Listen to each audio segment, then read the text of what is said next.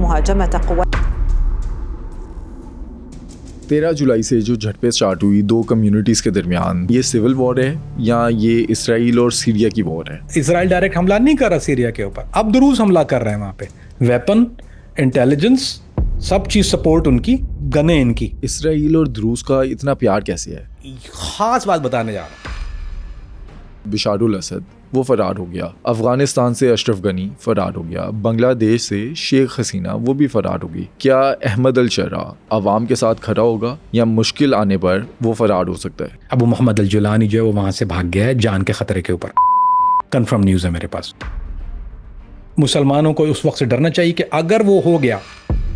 क्या ये अहमद अल शर्रा के हक में जा सकती है बात? कोई बात नहीं कर रहा इसके ऊपर, क्योंकि किसी को पता नहीं है, मुझे पता है। आपकी क्या स्टोरी थी सीरिया में? आपने मार्का भी लड़ा, आपका आमना सामना हुआ द्रूज के साथ? हमारा प्लान ये था कि वी हिट द जुलानी, लेकिन मसला ये हुआ अदरवाइज जुलानी को उस वक्त मार देते। इसराइल ने अगर तख्ता पलटना है अहमद अल शर्रा का तो वो क्या करेगा? ट्रंप जो है वो अपने हाथ इतने जल्दी खड़े कर लेगा कि आप सुबह उठेंगे तो कौन जुलानी गिरगिट से ज़्यादा जल्दी रंग बदलता है। हमने माजी में देखा सद्दाम हुसैन के साथ क्या हुआ। CIA ने पहले उसे सपोर्ट किया, उसे इक़्तिदार में लेकर आए, बाद में अमेरिका ने ही उसे लटका दिया। क्या नेतन्याहू के साथ भी ऐसा कुछ होगा? आप हिटलर को गालियां देते हैं, ये तो हिटलर को 10 साल पहले पीछे छोड़ के आ गया है। He is way far ahead of time.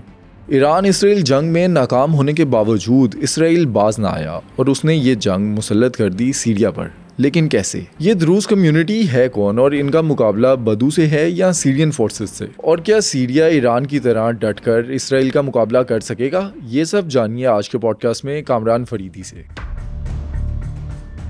मैं बहुत मेहनत और तहकीक के बाद आपके लिए ये पॉडकास्ट को लेकर आता हूँ। अगर आप समझते हैं कि मैंने आपको वैल्यूएबल कंटेंट दिया है तो इस पॉडकास्ट को सपोर्ट करें और अभी सुनो डिजिटल को सब्सक्राइब करें। कामरान भी, जब ईरान इसराइल की जंग चल रही थी तब हम ये बात करते थे कि इसराइल का अगला टारगेट क्या होगा, इसराइल रुकेगा तो नहीं, ये जंग किसी और कंट्री पर भी मुसल्लत होगी। तब आपने बताया था कि वो कंट्री सीरिया होगी। आज 1 महीने बाद हम देखते हैं कि इसराइल और सीरिया इनका आपस में कॉन्फ्लिक्ट स्टार्ट हो गया है। कॉन्फ्लिक्ट की वजह अगर हम समझें, इसका बैकग्राउंड जानें। 13 जुलाई को दो कम्युनिटीज़ द्रूज और बदू, इनकी आपस में लड़ाई होती है एक ताजिर के पीछे। लेकिन वो लड़ाई बढ़ती बढ़ती सीरियन फोर्सेस के साथ एक जंग की शक्ल इख्तियार कर जाती है। 13 जुलाई से आज के दिन तक सीरिया में ज़मीनी हक़ाइक़ क्या हैं? 13 जुलाई को पहले तो ये समझ लें कि जुलानी फोर्स ने हमला नहीं किया था। तो खबर आपको जो मोस्ट चैनल्स पे दिख रही है वो लाइलमी की बुनियाद पे दिख रही है। जो हमला हुआ था वो बदुअन फोर्स थी। अच्छा, बदुअन फोर्स बेसिकली क्या है, यानी जिसको अरबी का लफ्ज़ बद्दू या बदुअन, ये उनके लिए इस्तेमाल होता है कि जो सहरा में लोग होते हैं। काला होना ज़रूरी नहीं है उसका, बद्दू काला होता है। सहराई जो लोग होते हैं वो सहरा में ही रहते हैं। और ये सहराई सिर्फ यानी बिलादुश्शाम का मतलब, ये कदीम ज़बान में बिलादुश्शाम जब लफ्ज़ इस्तेमाल करते हैं तो जॉर्डन, इराक़ और सीरिया, ये बिलादुश्शाम, ये तारीख़ है। अब इसमें जो लोग सहारा में रहते हैं वही बद्दू नहीं है। बद्दू बेसिकली जो सऊदिया में या अगर किसी जिसको UAE में भी जो सहारा है वहाँ के लोग भी बद्दू कहलाते हैं। लेकिन बद्दुअन ये जो ट्राइब जिसकी हम स्पेसिफिक बात कर रहे हैं इस वक्त, ये वो लोग हैं जो ट्राइबल सिस्टम पे चलते हैं। जैसे हमारे यहाँ इलाके गैर में जो होते हैं, अफरीदी हो गया, ये हो गया, चकजई हो गया, फलाना हो गया, ये सारे जो ट्राइब सिस्टम है ये एक अलग चीज़ है, एंटिटी है। और ये किसी को, they are not under Bashar, ये देयर सेल्फ, हर मुसलमान है, देयर ओल्ड एंटिटी। अब यहाँ पे मसला ये है कि वो बद्दू ने जो इन पे अटैक किया वो उसकी वजह किसी को नहीं पता। क्यों किया, क्या हुआ, किसके कहने पे किया, नोबडी नोज दैट। ये कोई नहीं कह सकता आज की तारीख में कि किसी को पता हो कि क्यों किया, क्योंकि उनका कोई स्पोक्स पर्सन है, कोई ऑर्गेनाइजेशन तो नहीं है वो आएंगे बोलेंगे हमारा बच्चा मारा था हमने इसलिए किया। उन्होंने अटैक किया, ये तो हो गई बात। जब उन्होंने अटैक किया तो रिटेलिएशन में उन्होंने क्या किया कि दुरूज ने हमला किया मुसलमान की जो आबादी है उनके ऊपर। उन्होंने रिटेलिएट किया, ये बाहर निकल के अटैक किया। ये गोलान हाइट्स की तरफ भी हैं, वहां पे इन्होंने जब इन पे सिमल्टेनियस अटैक हुए थे, गोलान हाइट पे हमला नहीं हुआ था, इन्होंने वहां से भी गोलान हाइट से भी फायरिंग शुरू की, शूटिंग किया आबादी के ऊपर, उसमें शहादतें हुई वहां पर। फिर लॉ एंड ऑर्डर को, चूंकि वो अब गवर्नमेंट निज़ाम, जिसको आज का निज़ाम, हम निज़ाम वैसे तो अगर कहते हैं तो वो बशार का निज़ाम होता है, लेकिन वो बशार का निज़ाम चला गया नहीं। Back in days if is Nizam that's बशार army. तो आज का जो निज़ाम है वो है जुलानी का निज़ाम, यानी वो गवर्नमेंट है। तो निज़ाम ने लॉ एंड ऑर्डर को कायम रखने के लिए अपने जो दस्ते थे उसको भेजा। उसके बाद इन्होंने उनके साथ लड़ाई हुई, क्योंकि वो वहां से फायरिंग कर रहे थे। जब दुरूज ने फायरिंग की, इन्होंने जवाबी फायरिंग की। जब इन्होंने जवाबी फायरिंग की तो वहां पे नुकसान हुआ ऑफ कोर्स, क्योंकि इनके इनके इस वक्त इनके नंबर ज़्यादा थे, लेकिन इनको ये आइडिया नहीं था। ये समझ रहे थे कि ये पुराने दुरूज हैं। पुराने दुरूज का मतलब ये दुरूज वो हैं जो बशार के साथ मिल के दूसरी ऑर्गेनाइजेशन के लड़ते रहेंगे। They were part of Bashar army, so they are military trained लोग हैं। इनके नंबर्स जो हैं तकरीबन कोई मेरा ख्याल है मिलियंस का नंबर होगा, लेकिन इनमें 10% जो है वो इसराइल के अंदर है, गिव और टेक, कोई एग्जैक्ट नंबर नहीं है, 10% है। कुछ इनके जॉर्डन के अंदर हैं, कुछ इनके इराक के अंदर हैं। तो ये दे आर स्कैटर्ड टू। लेकिन इनकी जो सबसे बड़ी पॉपुलेशन है, सबसे बड़ी, वो मौजूदा दौर के, यानी बलाद शाम के बजाय मौजूदा दौर के शाम के अंदर मौजूद, जिसको सीरिया कहते हैं, यानी आज के दौर में। तो वहां से इन्होंने जब रिटेलिएट किया और उनके ऊपर फायरिंग की, उन्होंने वापस फायरिंग की। ये लोग एक्सपेक्ट नहीं कर रहे थे कि ये लोग थे वॉर या ये कुछ क्या यूज़ कर रहे हैं। इनके जहन में ये था कि नॉर्मल, जैसे वो AK-47 पुरानी इनके पास हैं, लो एमओ है। ये लोग, यानी लो एमओ का मतलब ये होता है कि इनके पास वही होगा नंबर। इन्होंने जो खुल के ब्रू ब्रा, उसको हमारी ज़बान में कहते हैं, सॉरी, स्ट्रीट में उसको हम ब्रू ब्रा कहते हैं, मेरे पास कोई और लफ्ज़ नहीं है जहन में ऐसा, क्योंकि फिर मैं अंग्रेज़ी शुरू हो जाऊंगा तो गालियाँ पड़ेंगी फिर, जैसे पहले पड़ी थी। तो मैं उसको कोशिश करता हूँ जितनी उर्दू बोल सका उतनी बोलूंगा। डिस्क्लेमर, मैं, जो लोग पहली दफ़ा सुन रहे हैं मुझे, ये जो लोग नहीं जानते, कि मैं पैदा तो पाकिस्तान में हुआ था, लेकिन बहुत छोटी उम्र में अमेरिका चला गया था।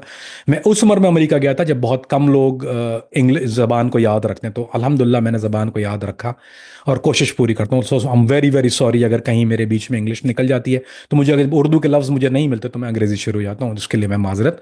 और अली भाई को मैंने कहा है कि प्लीज़ मुझे टोक दिया करें, क्योंकि मुझे पता है कि आप लोगों को दिक्कत होती है। तो मैं इंशाल्लाह कोशिश यही करूंगा कि पूरी उर्दू में बात करूं। सो वो ब्रूबरा जब उन्होंने शुरू की तो हमें पता चला, हम, क्योंकि लोगों के पास चिड़िया होती है, किसी के पास चुड़ैल होती है, मेरे पास जिन है। तो मेरे जिन ने मुझे बताया, मैंने अपने जिन को कॉल किया, मैंने कहा जिन भाई ये क्या हो रहा है, तुम्हारी कैजुअलिटी कितनी हो गई है? बोलता है बहुत ज़्यादा हो गए, मैं एक्सपेक्ट नहीं कर रहे थे। जो जो उन्होंने जो वहाँ से शूट शूट कर रहे हैं, जो वो 2 राइफल यूज़ कर रहे थे AK-47 के अलावा, एक तिवार, जो कि टेवर टेवर तिवार कह लें आप उसको, वो इसराइली नाम तिवार है उसका। तो वो इसराइली वेपन यूज़ कर रहे थे एक तो। दूसरा उनके पास बेल्जियम की एक राइफल है, FNFL कहलाती है वो। तो FNFL यूज़ कर रहे थे वो बहुत तगड़ी राइफल है, वो अमेरिका की कुछ फोर्सेस भी यूज़ करती हैं। बहुत दुनिया की कुछ चीदा चीदा बहुत जो कमाल के लोग हैं ना, वो कुछ स्पेशल फोर्सेस अमेरिका के, उनके पास भी होती है वो, नेवी सील्स के पास भी FNFL होती है वो। देवर शूटिंग FNFL, वो 3.8 नहीं 7.62 यूज़ कर रहे थे। उससे यहाँ ज़्यादा डैमेज हुआ, उसके स्कोप भी बहुत बहुत अच्छे क्लास के स्कोप यूज़ कर रहे थे, तो यहाँ से स्नाइपर फायर भी इनके ऊपर हुआ। तो इनको थोड़ा ये पुश बैक हुआ। तो वो बेसिकली, ये मुअम्मा तो हल नहीं हुआ कि बद्दू ने क्यों उन पे हमला किया, लेकिन ये ज़रूर पता चला कि उसके बाद एक जंग शुरू हो गई। और जंग के बाद दस्ते हैं उनको काफ़ी नुकसान पहुंचा, उधर भी नुकसान हुआ, ऐसा नहीं है नहीं हुआ, लेकिन इनको बहुत ज़्यादा हुआ। ओह, मैं बातें खबरों की नहीं करता, मैं जिन की बातें बता रहा हूँ आपको, और जिन की बातें बड़ी अच्छी बातें हैं ये। और इसराइल को मौका मिल गया, और इसराइल ने फिर जो बम धमाके किए वो आप लोग सारी देख चुके हैं, उस बकवास में हम नहीं पड़ेंगे। तो उसके बाद इसराइल ने रिटेलिएटरी स्ट्राइक की, और उन्होंने कहा कि हम जो है वो अपने दुरूज अवाम के जो यकजहती के लिए जो है वो आप पे हमले कर रहे हैं। So Ali bhai, this is the current situation. Cease fire पे ध्यान मत दीजिएगा, there is no such thing, cease fire झड़पें हो रही हैं वहाँ पे अभी भी। अभी आपने एक वर्ड यूज़ किया कि इसराइल की हमायत रूस के साथ है, लेकिन इसकी वजह क्या है? और अगर हम हिस्ट्री देखें द्रूस की, ये कैसी कम्युनिटी है, कौन लोग हैं, कहाँ से आते हैं, कहाँ कहाँ पर आबाद हैं, और इसराइल और द्रूस का इतना प्यार कैसे है? क्या द्रूस इसराइल की कोई प्रॉक्सी तो नहीं?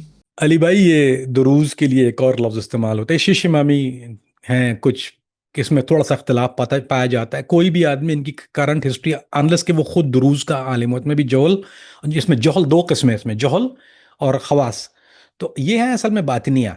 बातिनिया बहुत कम लोग मजहब आपको ऐसे देखेंगे जो अपने आप को बातिनिया कहते हैं, यानी जैसे हम कहते हैं ना जाहिर व बातिन, ये वही लफ्ज़ है अरबी में बातिनिया।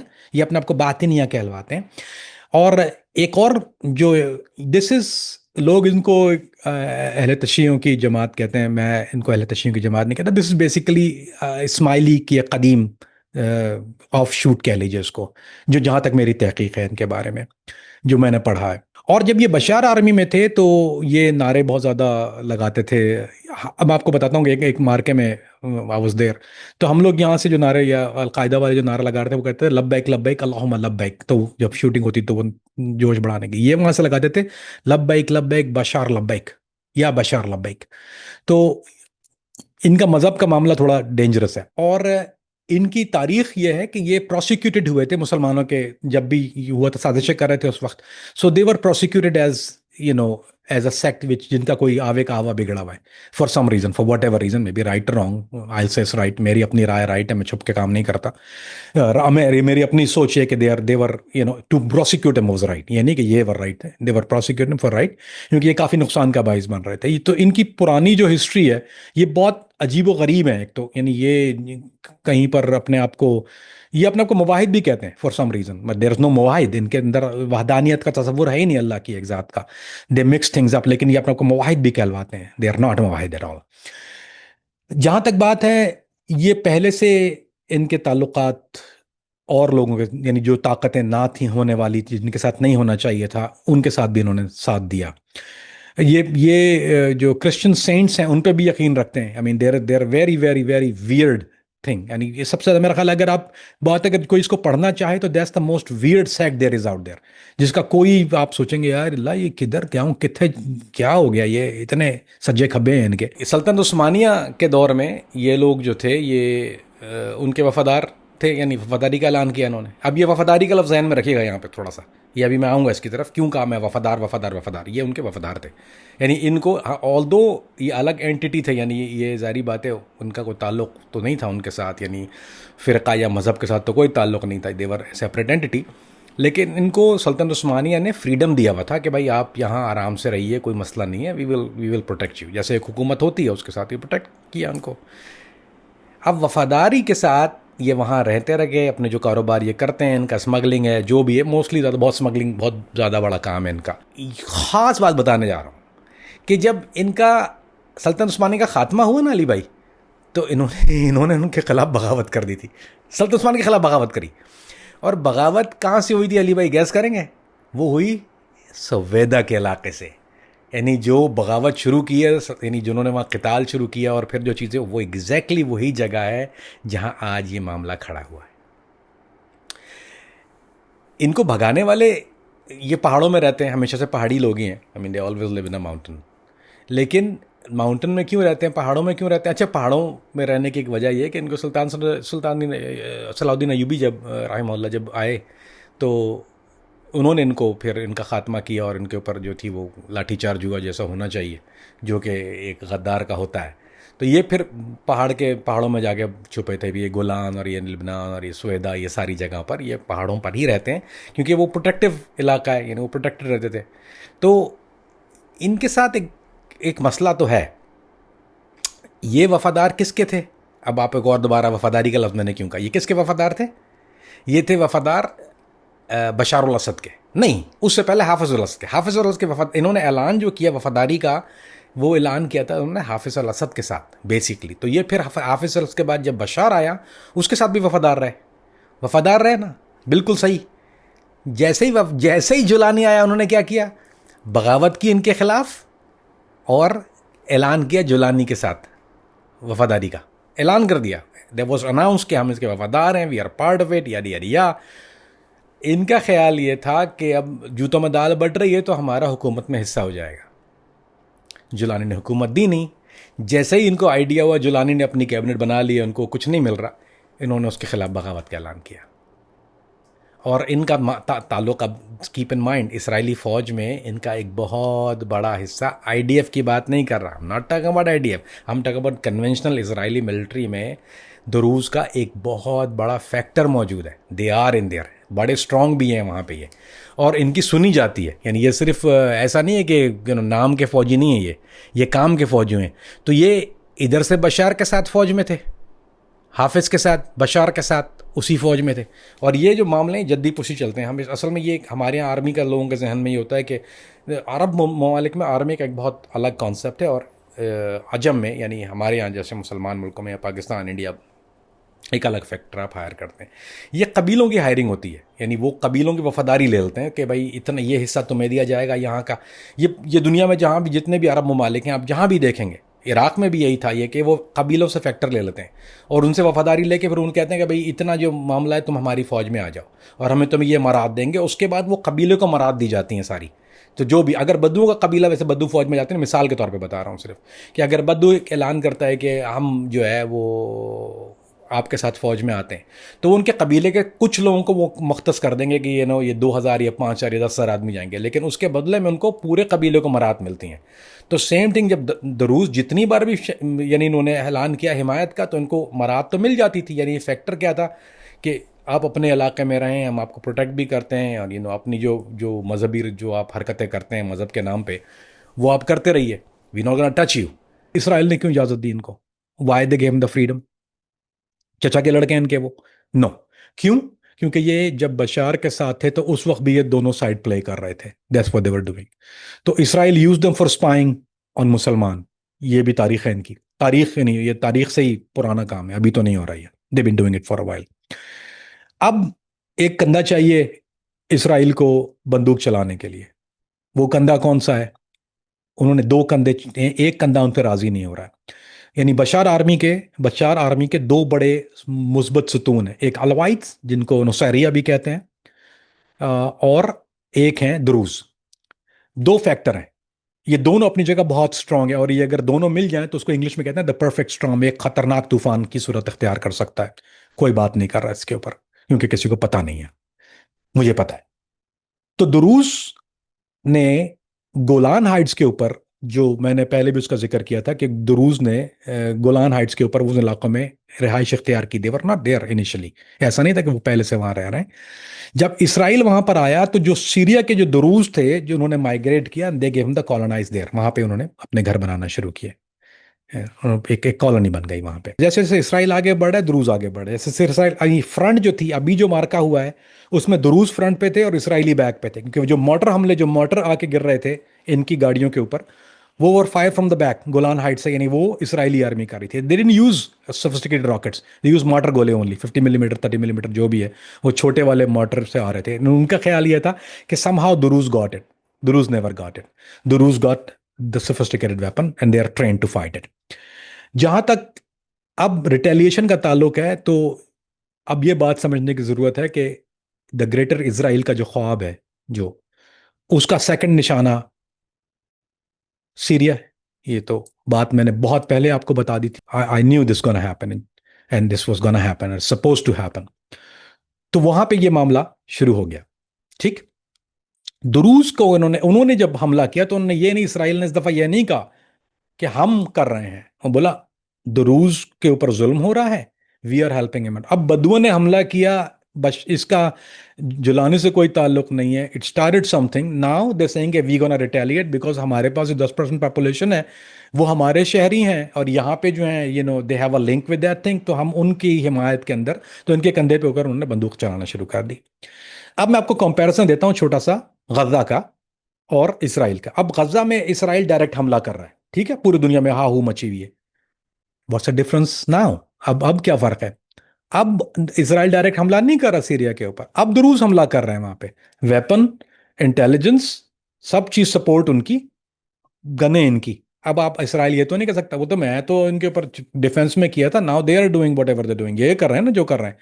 तो दुरूज ने अब वो किसी करवट जो है, अब उनको सपोर्ट चाहिए, वो ऑलरेडी ट्रेन है।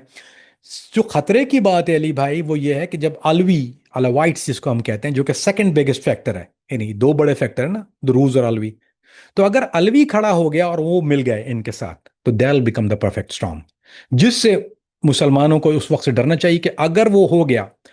दूसरा, इसराइल ने जो ऑफर दी है, ऑफर क्या, उन्होंने ये कहा कि सरेंडर कर दे, जो जुलानी है वो सरेंडर करके दूर हो जाए, और जुलानी की जगह हम लेके आना चाह रहे हैं किसी दुरूज को। अब यहाँ हुकूमत दुरूज की होगी। अगर दुरूज की हुकूमत है तो इसका मतलब वो इसराइल की हुकूमत है, तो वो इसराइल ने टेक ओवर कर लिया। ये उस वक्त तक मुमकिन नहीं है जब तक अलवी दरूज का साथ नहीं देते। अगर अलवियों ने दुरूज का साथ दे दिया, अच्छा, ब्रेक लगाते हैं यहाँ, let me go back out little bit. Israel Druze को सपोर्ट कर रहा है। दुरूज रहते हैं कॉलोनीज के अंदर, ऐसा नहीं है कि जैसे हमारे यहाँ पाकिस्तान में एक अहले तशी है, 5 अहले तशी रह रहे हैं, 100 सुन्नी रह रहे हैं, कुछ एक बरेलवी रह रहा है, ये मिक्स प्लेट नहीं है वहां पे। खास बात सीरिया की है कि वहां पर हर कोई अलवी की अपनी कॉलोनी है, वो भी फॉर अ रीजन, क्योंकि वो मिक्स करके नहीं रह सकते, this been done long time ago. वो अपनी जगह नहीं रह सकते, वो अपनी कॉलोनी में रहते हैं, उनका अपना एक एक इलाका है, वहां कोई और नहीं रहता। यानी अलविद की कॉलोनी में सिर्फ अलवी रहते हैं, दुरूज की कॉलोनी में सिर्फ दुरूज रहते हैं, सुन्नी की कॉलोनी में सिर्फ सुन्नी रहते हैं। ये तो तकसीम बहुत अरसा पहले वहां हो चुकी है। इदलिब में आपको दुरूज नहीं दिखेगा, इदलिब में आपको अलवी नहीं दिखेगा, हलब के अंदर आपको नहीं दिखेगा, लताकिया में आपको अलवी जरूर दिखेंगे। सो अगर ये परफेक्ट, अगर ये मूवमेंट या रेवोल्यूशन उठ गई वहां से and they get together, so they can take over. अब जो है वो सीरिया को टेक ओवर कर सकते हैं। और अगर सीरिया टेक ओवर हो गया तो वो दुरूज की हुकूमत बिठाएंगे, और दुरूज की हुकूमत होने का मतलब फिर वही है कि अब वहां पर इसराइल की हुकूमत होगी। अली भाई, ये जो गोलान हाइट्स का जो एक गोलान हाइट्स का एक स्ट्रेटेजिक लोकेशन जो है, वो ये है कि ये लेबनान के साथ जो हिजबुल्लाह का जो सपोर्ट ईरान देता है, वेपन जो लाइन है, वो लाइन जो है वो गोलान हाइट्स के थ्रू है। अगर आप उस एरिया को ब्लॉक कर देते हैं या कोर्डन ऑफ कर देते हैं किसी तरह से, तो वो हिजबुल्लाह की लाइन जो है वो आपने काट दी। सब सामान्य रसद जिसको कहते हैं, रसद की लाइन जो है, अब उर्दू बर्दाश्त करो, मैं ऐसे ही बोलूंगा। अब अंग्रेजी बोलनी नहीं है, ऐसे ऐसे लफ्ज लेके आऊंगा ना, डिक्शनरी ढूंढनी पड़ेगी। तो सामान्य रसद जो है वो उन्होंने उसकी सप्लाई लाइन को, सॉरी, तो उसको उन्होंने काट दिया। और वो काटने, अरे, और जितना ज्यादा वो कवर कर सकते हैं, जितना एरिया वो कॉर्डन ऑफ कर लेंगे, जितना एरिया उनके अंडर आता जाएगा, वो इतना मुश्किल हो जाएगा ईरान के लिए उसके बाद हिजबुल्लाह को सपोर्ट करना स्ट्रेटेजिक वाइज। यानी सामान्य रसद के मुताबिक उनके लिए बहुत मुश्किल हो जाएगा कि वेपन सप्लाई लाइन काट देंगे। तो that's one of the biggest factor for Israel कि वो किसी तरह से इसको मफलूज कर दें, यानी वो लेबनान को, यानी हिजबुल्लाह को आइसोलेट कर दें। अगर हिजबुल्लाह को आइसोलेट किया तो फिर वहां से हमले दोबारा शुरू हो जाएंगे। वो वेस्ट बैंक नहीं, देल गो इन, उसके बाद दे कैन गो इन, क्योंकि यहां से अगर सप्लाई लाइन नहीं है तो this gonna be a difficult task for them. So let's hope and pray कि ये इस सिर्फ ना जाए। लेकिन बगैर सवाल किए मैं आपको एक चीज ऐड करता हूं। I know you gonna ask this question, I will just say it. एक खबरें इंटरनेट पे स्प्रेड हो रही हैं, it is not true. Abu Mohammad al Julani जो है वो वहां से भाग गया है जान के खतरे के ऊपर। He escape, he didn't. Confirm news है मेरे पास, मेरे जिन ने बता दिया मुझे। लेकिन ये फेसबुक पे भी खबर लगी, और फेसबुक के अलावा ये इंस्टाग्राम पे भी लगी, मुझे रील मिली वहाँ पे उसकी। और एक और यूट्यूब पे थी, उन्होंने हटा दी शायद ये, आई थिंक मैंने सर्च किया था अभी यूट्यूब पे, वो नहीं है वहाँ पे। लेकिन और जो सोशल मीडिया हैं उन पे बाकी बहुत स्प्रेड हो रही है। और ये हो रही है दूर दूर से, कहीं से, कि वो, उसकी वजह क्या है अली भाई? उसकी वजह ये है कि अगर अलवाइद्स के लिए, अलवी के लिए, अगर वो कंफर्म हो जाए कि जुलानी वहां से भाग गया, जो कि ट्रू खबर नहीं है, तो वो वहां से उठ जाएंगे। अगर वो उठ गए तो इमेजिन, ये आपकी दो पावर जो है, that become a perfect storm. तो ये स्प्रेड हो रही है, विच इज नॉट ट्रू। लेकिन लोग कोशिश कर रहे हैं कि किस तरह से इस न्यूज़ को बाहर फेंका जाए, ताकि जुलानी का पत्ता साफ हो जाए वहां से, एंड देन अलवी उड़ जाए, तो it's gonna be very difficult sustain करना। उस वक्त जुलानी के लिए सस्टेन करना बहुत मुश्किल हो जाएगा। अगर हम सीरिया के माजी को समझें, दहाइयों तक असद रजीम चली, जिसमें पहले हाफिजुल असद, उसके बाद बिशारुल असद। उनके होते हुए सीरिया कैसा था? क्या उनको भी सामना था ऐसी झड़पों का? ये जो आज द्रूज और बदूस लड़ रहे हैं, उनके दौर में होता था, या वो अलग था, तब मजबूत था सीरिया? और उसके बाद पिछले साल जब हम देखते हैं अहमद अल शर्रा इक़्तिदार में आते हैं, उनको क्या विरासत में ये प्रॉब्लम्स मिली हैं? हाफिजुल असद ये बशार का बाप था, हाफिजुल असद लानउल्लाह। तो बशार लानउल्लाह और हाफिज लानउल्लाह ये तो डिक्टेटर थे, ये तो जालिम थे। यानी ये तो, you know, itself we have done a show on that. अगर आपने कुछ डिटेल चाहिए तो we did a Bashar show with separate one. We don't get वो रिपीट नहीं करना चाह रहा मैं उसको। So if you want to see that show. ये लोग जो थे ये तो जालिम थे, इन्होंने, ये तो डिक्टेटर थे, इन्होंने उस मुल्क की जड़ों से खून निकाल लिया, बहुत बड़ा कत्लेआम, और ताकत के बल पे हुकूमत, और जुल्म का निज़ाम था। बशार ने भी कुछ कम नहीं किया अपने बाप की ट्रैक पर चलते हुए। He was not eligible for it, he was a younger one. और इसने अपने तौर पे जो था वो उसी इक़्तिदार को कायम रखने के लिए जुल्म का एक बाजार वहां पे खड़ा किया। मुसलमानों के खून की नदियां बांधी, जेलों में डाल दिया। आप बात कर नहीं सकते थे, आपने जहां बात की उठाया जेल में डाला। इसकी इंटेलिजेंस ने बहुत ज्यादा जुल्म किए वहां पर। यही वजह है कि इतने जुल्म का जब निज़ाम बढ़ता गया, बढ़ता गया, बढ़ता गया, वो कहते हैं ना, जुल्म फिर जुल्म है, बढ़ता है तो मिट जाता है। असली कौल भी है कि हर निज़ाम चल सकता है, जुल्म का निज़ाम नहीं चल सकता। तो वो जुल्म का निज़ाम तो नहीं चल सकता था वहां पे, और वो एक काफ़ी अर्सा इन्होंने 3 दहाइयों तक से ऊपर तक वो निज़ाम चला वहाँ पे। उसके बाद फिर अलकायदा आई वहाँ पर। Al Qaeda local population already retaliation शुरू कर दी थी। ये बात है अरब स्प्रिंग जिसको हम कहते हैं, this is the Arab spring era. इसके खिलाफ चौकिंग शुरू हुई, इसको ख़तरा हुआ, इसने वहाँ पर लोगों ने मुजाहरे शुरू किए, एक लोकल पॉपुलेशन के ऊपर उसने जुल्म किया। ये सिर्फ ये मामला उस वक्त तक इदलिब और हलब की तरफ हो रहा था। और इदलिब और हलब का बॉर्डर, कीप इन माइंड, वो तुर्की के साथ लगता है। ये वो बॉर्डर है जो, यानी ये वो एरिया तुर्की के साथ लगता है। और तुर्क का इस इलाके में बहुत इंटरेस्ट है एज वेल, क्योंकि तुर्क के अपने स्टेक्स हैं इसमें। दे डोंट वांट इजराइल या दुरूस उसके पहलू में आके बैठ जाए। उसको उसको कुर्दिश नहीं बर्दाश्त होते, वो और कैसे बर्दाश्त करेगा। And he will never, Tayyip Erdogan कभी अलाउ नहीं करेगा, मर जाएगा नहीं करेगा वो। सो ये लोग जो थे, यानी इस इलाके में बशार ने जो जो जुल्म ढाए, उसके बाद इन्होंने रेवोल्यूशन वहाँ पे शुरू हुई। फिर हया तरर शाम बनी, फिर अलकायदा वहाँ पे आई। अलकायदा होने के बाद हया तरर शाम में शामिल हुए, एक ऑर्गेनाइजेशन बन गई, उसमें लोकल्स भी थे, एक्सटर्नल भी थे, बाहर के काफ़ी फाइटर आए। They fought fought fought fought fought लड़ने के बाद दे नेवर विन। उन्होंने अपने कुछ इलाकों को फतह कर लिया, वहाँ उन्होंने एक पैरेलल हुकूमत शुरू कर दी। उसके बाद भी हल्की फुल्की मौसीकी चल रही थी, लेकिन वो हल्की फुल्की मौसीकी जब तक चलती रही, लेकिन अलकायदा वहाँ पे कमज़ोर इसलिए हुई कि Jolani, Abu Mohammad al Jolani ने अलकायदा से इल्हाक का ऐलान कर दिया। उसने कहा कि मैं नहीं मानता इनको, मेरा कोई लेन देन नहीं है इनके साथ, और मैं itself I am a power entity, मेरी अपनी एक ऑर्गेनाइजेशन। फिर वो वहाँ से एक ऑफशूट बनी अलकायदा की, और वो लोग सेपरेट हो गए। बहुत से उस वक्त जो मुजाहिदीन अलकायदा के जो वहाँ पहुंचे हुए थे, उन्होंने माइग्रेट करना शुरू किया, जहाँ जहाँ जा सकते थे वो चले गए। कुछ सूडान गए इनमें से, कुछ ब्राज़ील गए, जहाँ जहाँ जिसका बस चलता था, कई कई जगह, कुछ यमन चले गए, कुछ जो थे वो अफगानिस्तान की तरफ चले गए, जो जो जहाँ जिसका सिक्का लगा। कुछ तुर्की चले गए, जो तुर्की रह सकते थे वो तुर्की चले गए। तुर्की इटसेल्फ भी, तुर्क मुजाहिदीन भी मौजूद थे उसमें, वो जो तुर्की रह सकते थे वो चले गए। तो जहाँ जहाँ जिसका था वो वहां से चले गए, दे सेपरेटेड आउट देयर। अब रह गया मामला कि जुलानी वहां पर पावर एंटिटी बन गया, पावर बन गया। नहीं, उसने जो है वो एक, वो उसने वो कंतोरा जो मैं पहना हुआ हूँ, धोप जिसको बोलते हैं, वो उतार के उसने सूट पहन लिया। सूट पहनने के बाद he try to become a democratic leader, या जो लीडर, उसने बोला भाई मैं तो, ये मेरा माजी था, अब मैं नहीं हूँ। वो फिर उस वक्त तक अमेरिका मोस्ट वांटेड लिस्ट में नाम था। वो किसी तरह से मिस्टेरिकली वो भी अमेरिका ने गायब कर दिया। मुबारक हो आप लोगों को जो इसके गीत गाते हैं, क्यों वो भी मोस्ट वांटेड लिस्ट से नाम निकाल लिया इसका इन्होंने। He is no more the terrorist watch list. फिर इनकी मुलाकात हुई, और जो भी मामलात होते हैं, इसने सारी दुनिया के साथ इन्होंने डेलीगेशन भेजे। यूरोप ने भी अपने डेलीगेशन भेजे, अमेरिका के डेलीगेशंस भी पहले आ चुके थे वहाँ पे, और वो उसने मुलाकात करके कहा कि भाई मैं किसी के साथ लड़ना नहीं चाहता, मैं जो हूँ सिर्फ एक मजबूत सीरिया को देखना चाहता हूँ, सीरिया फॉर सीरियंस ओनली, चाहे वो कोई भी हो, हम सब जो है वो मिलजुल के चैन की बांसुरी बजाएंगे। It last long and I said it when it happened. मैंने बोला देखो कितने दिन चलती है ये कहानी, कितने दिन चली। फिर 1 डेढ़ महीने के बाद ही वो तबाही और बर्बादी के चला गया। So now we back to square one. पहले तो अलवी के साथ इन्होंने इन्होंने कत्लेआम किया अलवियों का वहां पे, और अलवियों ने रिटेलिएशन की।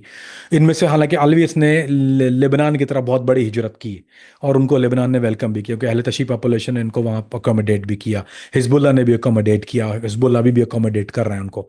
And they were big numbers. I mean मेरा ओवर ओवर 100-200,000 मेरा ख्याल है, I don't know the exact count, there is no way to do exact number, but I think 1-2 lakh से ज्यादा जो थे वो अलवी जो थे वो माइग्रेट कर गए। लेकिन दे आर मैनी मौजूद, अभी तक कई हैं जो वहाँ पे मौजूद हैं इस वक्त। और जब जो इनहेरिट पावर जो इसके पास हुई, वो किसी मिस्टेरिकली किसी तरह ओवरनाइट जो है वो उसको किसी, इसको भी किसी जिन ने बता दिया कि रशिया जो है वो पुल आउट हो रहा है, एंड बशार जो है वहाँ पे रह नहीं पाएगा, तो ही इसने मार्च करना शुरू किया डिमेस्कस अपने ट्रूप्स के साथ, और इसने डिमेस्कस को टेक ओवर करके वो पावर स्ट्रगल जीत ली। He become the powerful power entity there. लेकिन जो उसने इनहेरिट किया वो बहुत कम इनहेरिट किया। उसकी वजह यह थी कि जो इसने इनहेरिट किया वो टूटा फजा था। यानी जो बहुत से बड़े बड़े वेपन्स जो थे वो अलवी अपने साथ ले गए, दुरूज अपने साथ ले गए। ऐसा नहीं था कि वो इसके पास इसने कब्जा कर लिया हर चीज़ के ऊपर, क्योंकि मिलिट्री जो थी वो अपने अपना कुछ सामान ले जा चुकी। जो इनके डिपो थे उसने इसराइल ने उन पर हमले किए और उनको तबाह बर्बाद कर दिया, क्योंकि he didn't want the power. इन्होंने इसके कई जगह पर ऐसे जो थे वो हिडन बंकर्स के अंदर धमाके हुए, रॉकेट मारे गए इसराइल की तरफ से, और अमेरिका ने कोई आवाज़ उस मामले में नहीं उठाई। They kept everybody kept quite कि भाई करने दो करने दो करने दो, क्योंकि इसराइल का कहना यह था कि मैं अपने पड़ोस में कोई पावरफुल एंटिटी नहीं देखना चाहता, क्योंकि there could be a threat tomorrow, कल इसका दिमाग फिर जाए, फिर ये हमला करे, then I to deal with him. अभी मैं ऑलरेडी जो है वो ईरान के साथ लड़ रहा हूँ, लेबनान के साथ लड़ रहा हूँ, यमन के साथ लड़ रहा हूँ, अभी इनके साथ कहाँ लड़ूंगा। I don't want no extra extra masala, मुझे और नहीं चाहिए, अचार नहीं चाहिए अपने सालन के अंदर। तो उसने इनके ऊपर जो वो हमले किए, और इनकी बहुत बड़ी जो जो स्ट्रेटजी थी, या जो इनके पास जो असला डिपो थे, वो इनके तबाह बर्बाद किए और इनको वीक करने की कोशिश की।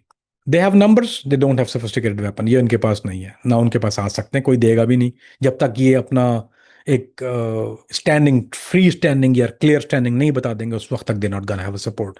तुर्की की बहरहाल हैव सपोर्ट मौजूद है, इनको तुर्क already support them for the reason, इसलिए नहीं कि वो बहुत प्यार करते हैं, वो इसलिए सपोर्ट करते हैं कि कीप इन माइंड तुर्की हनाफ, तुर्की जो हनफी हैं, और वहाँ मेजॉरिटी जो है वो अहनाफ की है, और ज़्यादातर मसाजिद मेरा ख्याल है सल्फी कुनिया में एक दो मसाजिद सलफ़ की हैं, बहुत कम है वो, एक आध दो होंगी। आई डोंट थिंक इस्तंबुल के अंदर भी होंगी, मेरा ख्याल है एक इस्तंबुल में भी, आप बीन देयर। लेकिन मेजॉरिटी जो जो जो मसाजिद हैं वो अहनाफ की हैं, और वो सूफ़ी इज़म जो है वो बहुत ज़्यादा बड़ी तादाद में वहाँ मौजूद है, सूफ़ी जो होते हैं। तो तुर्की इसलिए नहीं सपोर्ट कर रहा बिकॉज ऑफ द सेक्ट, तुर्की सपोर्ट इसलिए कर रहा है कि दे डोंट वांट, उसको इसराइल अपने पहलू में या दुरूज अपने पहलू में नहीं चाहिए। तो ये थोड़ा सा मिक्सचर है अली भाई, आई आई ट्राई टू गिव दरिया को कूजे में समझा जितना फास्ट में कर सकता, वरना इसमें घंटों लग जाते हैं। सो नाउ यू अंडरस्टैंड कि इसने कोई इनहेरिट कुछ नहीं किया, इसके पास जो भी कुछ जो था वो कहीं इसकी भी चुड़ैल ने या जिन ने उसको बताया, he took over but he didn't get everything. जहां तक वीक और स्ट्रांग का ताल्लुक है, तो मेरा ख्याल है मुसलमानों के लिए तो इट्स अ गुड न्यूज़, क्योंकि अब वो जुल्म का बाजार तो खत्म हो गया, अब यानी पावर स्ट्रगल चेंज हो गई नाउ। जो कल आपके पिसे हुए लोग थे, वो आज जो है वो एक दूसरी पावर के साथ लड़ना शुरू हो गए, they are trying to get even, क्योंकि लोगों के दिलों में गुस्सा तो है। अरब की एक बात बता दूं कि वो अपना बदला जो है वो, बदले के मामले में पठान आप लोग कहते हैं ना, वो आप पठान बहुत कम है।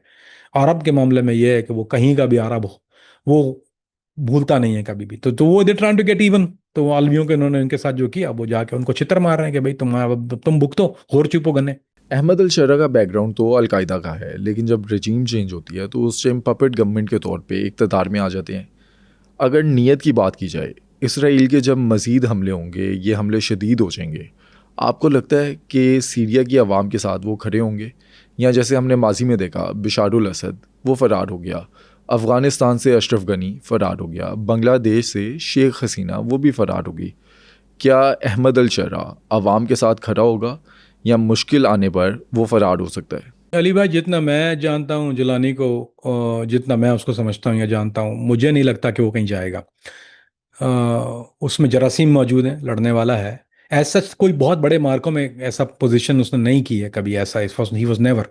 वो एक बड़ा नाम था। सो मैं आपको बता दूं कि अलकायदा उसको लेके क्यों आई थी। अलकायदा लेके जलानी को इसलिए आई थी कि वो सूरी, अब अगर अलकायदा बाहर से आए हुए लोग हैं, तो उनको ये डर था लोकल पॉपुलेशन को कि भाई ये हम एक से जान छूटेगी, फिर ये हमारे ऊपर नाफिज हो जाए।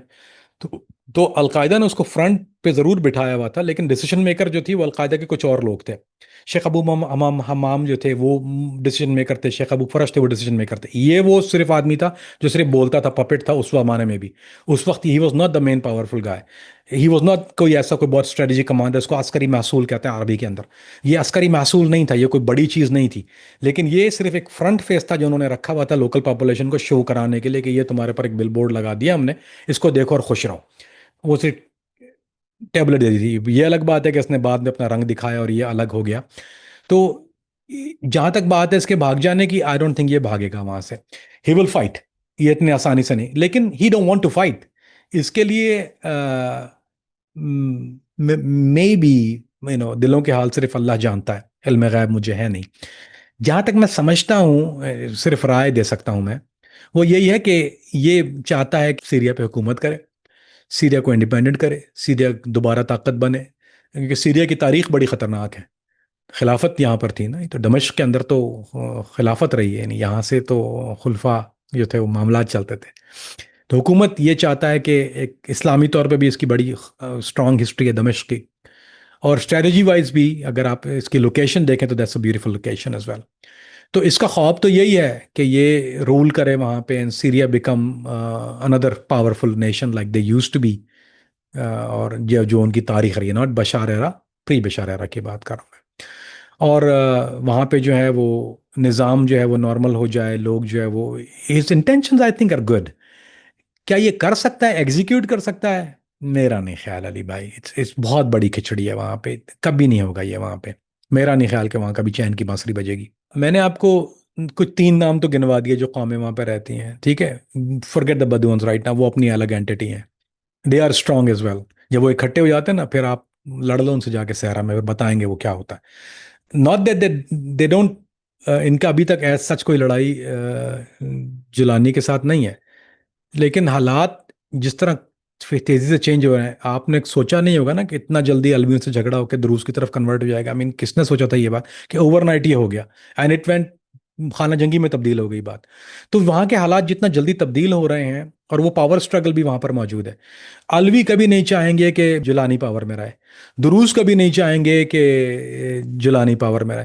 सो ये पावर स्ट्रगल तो हमेशा चलती रहेगी। उनके नंबर्स बहुत अच्छे हैं, I mean they are in high number. ऐसा नहीं है कि 2% ऑफ द पॉपुलेशन या 3% पॉपुलेशन आप उसको सप्रेस तो कर सकते हैं एक हद तक, लेकिन आप पूरा उसको वाइप आउट नहीं कर सकते एक बुरी पॉपुलेशन, अनलेस अनटिल के ये वहां पे केमिकल बम मारे या कोई ऐसी चीज करे कि ये पूरी पूरी दुरूज की और पूरी पूरी अलवियों की पॉपुलेशन को वाइप आउट कर दे, विच इज़ प्रैक्टिकली इम्पॉसिबल। जैसा ही एक वहाँ हमले, ये जैसा ही ऑर्गेनाइज हमले शुरू होंगे, दूसरी ताकतें खड़ी हो जाएंगी जो उनके फेवर में, और वो उनको सपोर्ट, जैसे अभी इसराइल सपोर्ट कर रहा है दुरूज को, तो आई एम श्योर कि वो जब अलवियों के ऊपर हमले होंगे तो ईरान, और यानी ईरान से पहले मेरा ख्याल है हिजबुल्लाह बहुत ज़्यादा रिटेलिएट करेगी वहाँ पर। तो जब ये बैरूनी ताकतें आपकी अंदरूनी ताकतों को proxies use as a proxy use कर रही होती हैं, तो बहुत डिफिकल्ट सिचुएशन होती है एक मुल्क के लिए। जिसकी जिसकी तारीख आप देखें, तो अगर आप इसकी 100 साल तारीख उठा लें, तो ये खून से लिखी हुई तारीख है ये। तो अली भाई, हम जब एक बात करते हैं तो हम करंट सिचुएशन को देख के अगर बात करें तो वो बहुत बड़ी ज्यादती होगी। We have to go in a history of anything, and the history is very blooded. I mean जिसकी शाम की बलाद शाम की तारीख जो खून से लिखी हुई तारीख है। यहाँ जो जो जो मामलात हुए, let's forget that for a minute, पर इसके खून से जो लोग समझते हैं वो जानते हैं, और हम पॉइंटिंग टुवर्ड्स कि ये जो जो हिस्ट्री जो है इसकी वो खून में लिखी हुई है। तो आप ऐसा कोई जादू की छड़ी किसी के पास नहीं आ जाए, वो छड़ी मारे बोलो ये सब रावी चैन लिखता है, रावी चैन नहीं लिखता। देयर इज टू एंटिटीज जिसको आपको डील करना पड़ेगा। और फिर अगर आप अलवी के साथ कोई पैक कर भी लें, जो कि क्लोज टू इम्पॉसिबल है, they will never do it, it's never gonna happen कि सल्फी और अलवी का जो वो मिलाप हो जाए, that's not gonna happen, they will be there. वहां से साजिशें होती रहेंगी, वहां से मसले खड़े होते रहेंगे। तो फिर आप दुरूस का क्या करेंगे? अब उनके पास इसराइल है, इसराइल से बड़ा साजिश तो कोई है नहीं, उनके ख्वाब आप कैसे तोड़ेंगे? तो मैंने इस बेस पे कहा कि आई नो दिस रीजन, क्योंकि मैंने वक्त लगाया हुआ है वहां पे। तो मैं इसके डेमोग्राफिक को भी समझता हूँ, मैं इनके अंदरूनी हालात को भी समझता हूँ, मैं इनकी सियासत को भी समझता हूँ, मैं इस कौमों को भी समझता हूँ। वो उनमें से कोई बैठ जाने वाला है नहीं। कोई ऐसा नहीं है कि वो हाथ मिला के कल for greater good of the country, के चलो सीरिया के ग्रेटर गुड के लिए विल अलायंस गवर्नमेंट, क्योंकि अलायंस गवर्नमेंट देगा नहीं।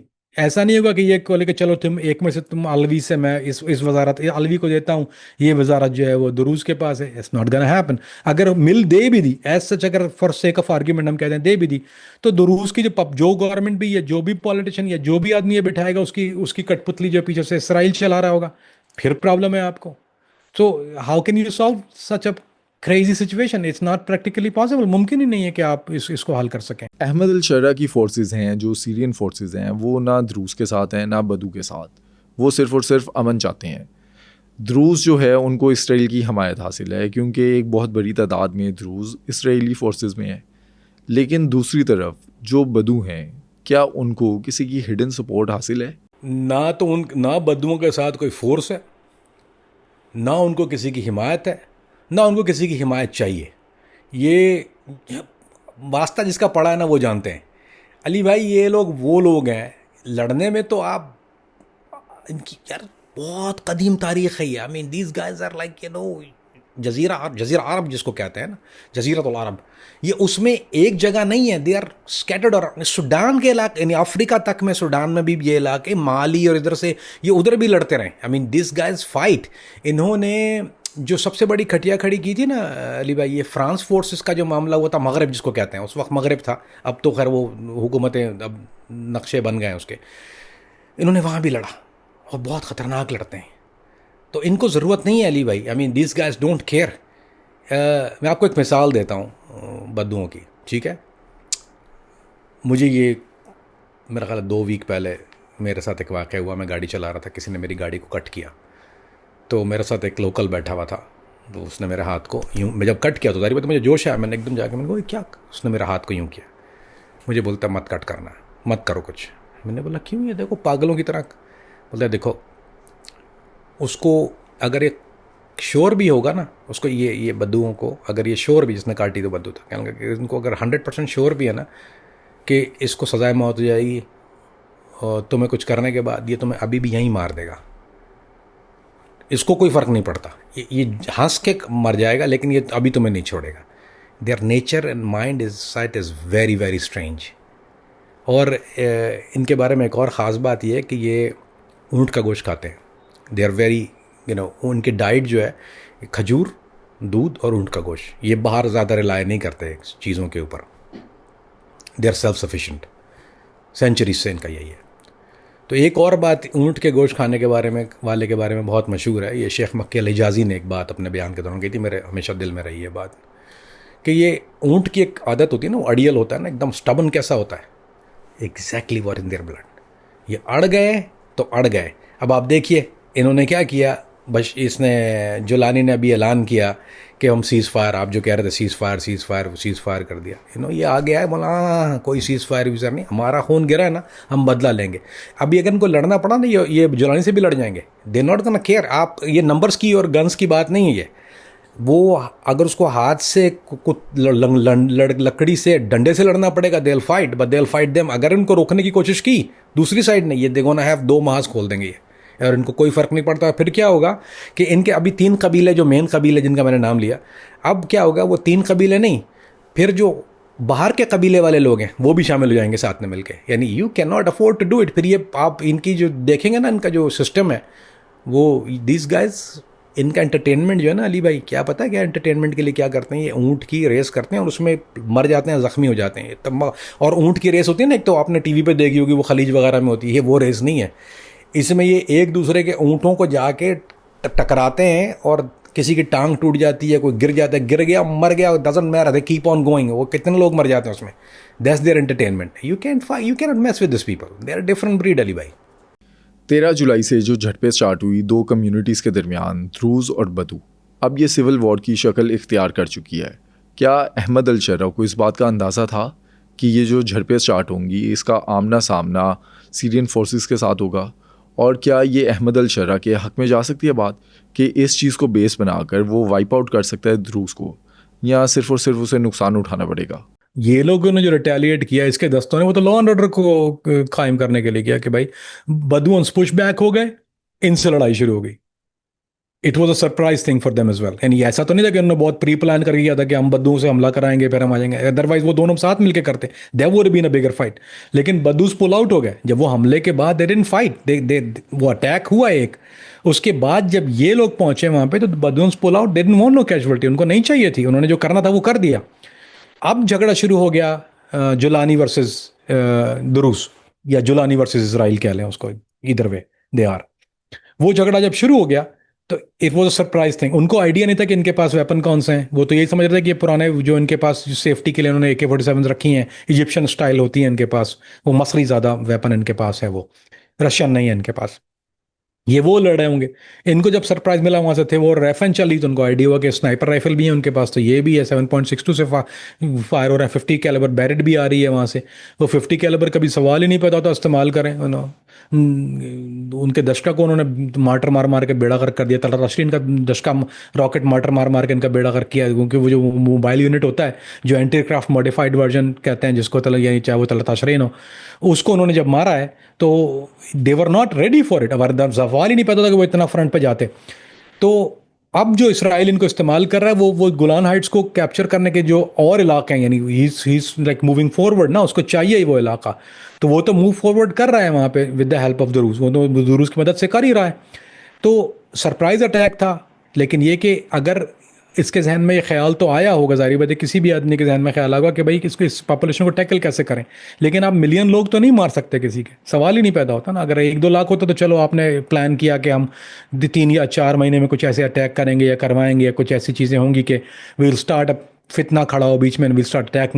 उनके पास ना तो वो टेक्निकली इतने सेवी हैं, ना उनके पास एज सच रिफाइंड वेपन है। आप AK-47 से मिलियन बंदा मारना बड़ा मुश्किल होता है। वो जब तक वहाँ मौजूद हैं there is gonna be a problem, और वो जब तक नहीं आप उनको हटा सकते जब तक उनके पीछे दूसरी सपोर्ट मौजूद है। सो ये तो आप take it out of equation, इसको तो बाहर ही निकाल के फेंक दें उसको खिड़की से, is that's not gonna happen.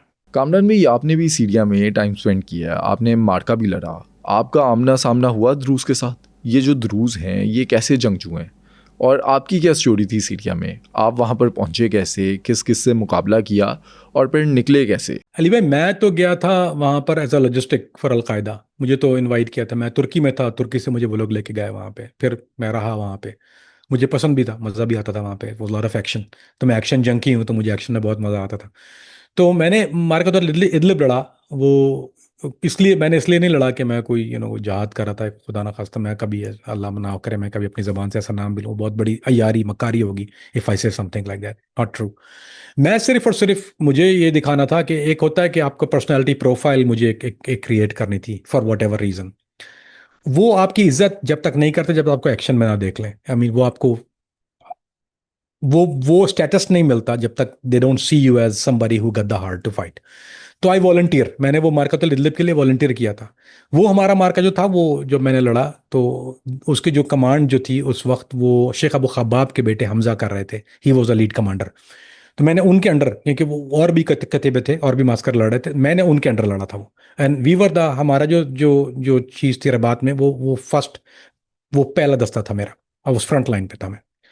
तो उस वक्त बशार से we were fighting hand to hand with Bashar. तो वो उसमें दोनों फैक्टर मौजूद थे, वो अलवी एक तरफ से थे और ये दुरूज थे। आई मीन देवर, यानी ऐसा नहीं था कि वो अलग होकर लड़ रहे हैं, देवर बशार आर्मी से हमारा मार्का था।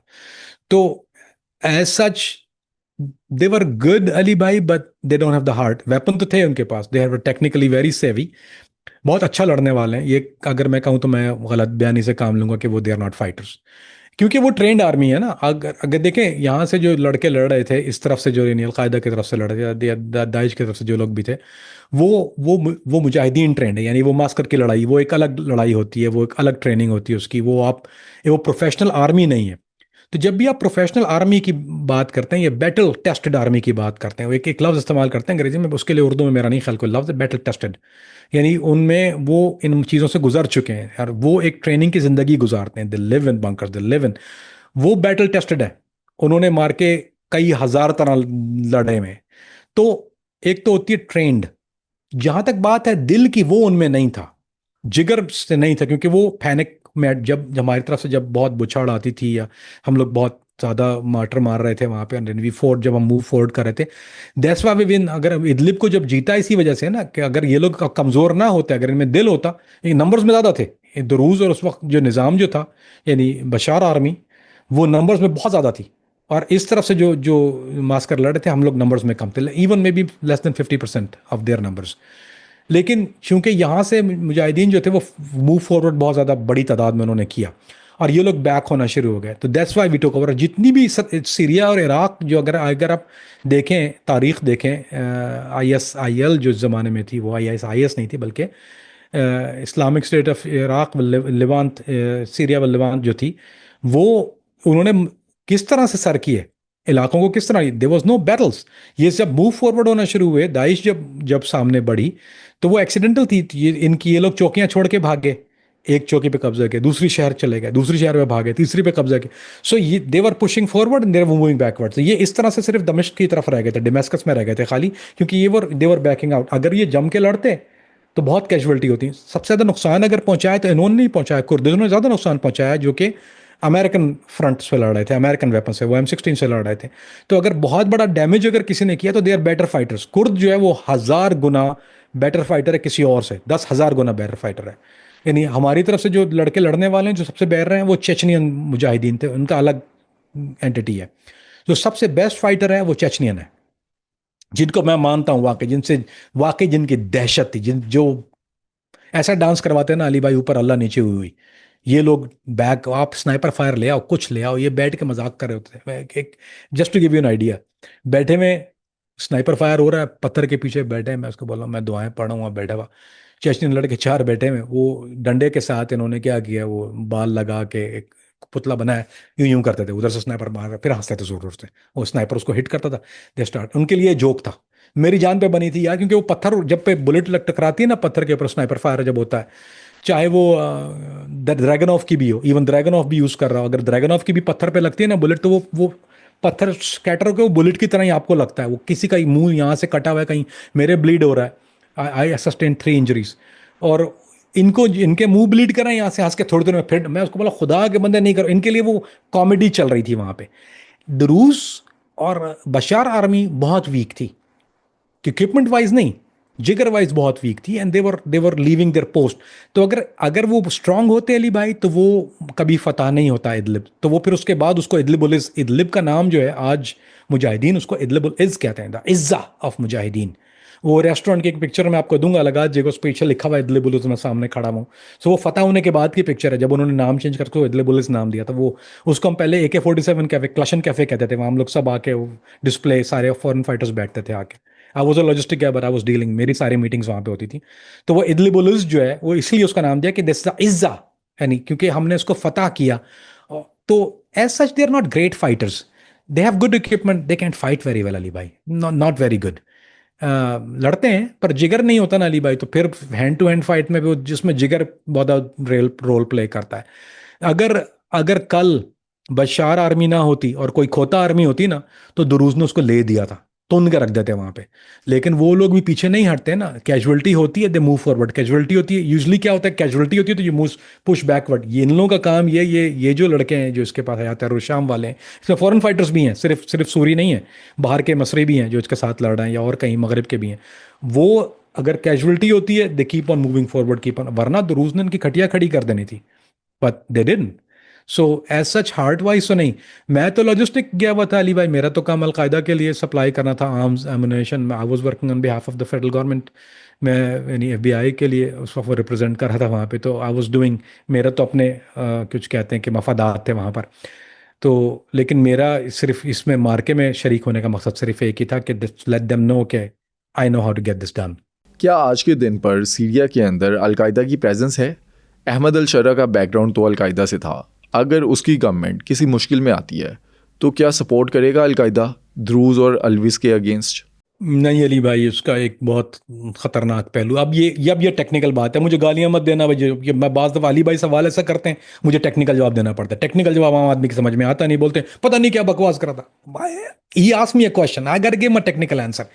इसने फड्डा क्या किया अली भाई, एक इसने भंड मार दिया बहुत बड़ा। जब ये पावर में आ रहा था तो एक अलकायदा के लीडर हैं, उनका नाम है अबू मारी अल कहतानी, ही इज इराकी ओरिजिनली।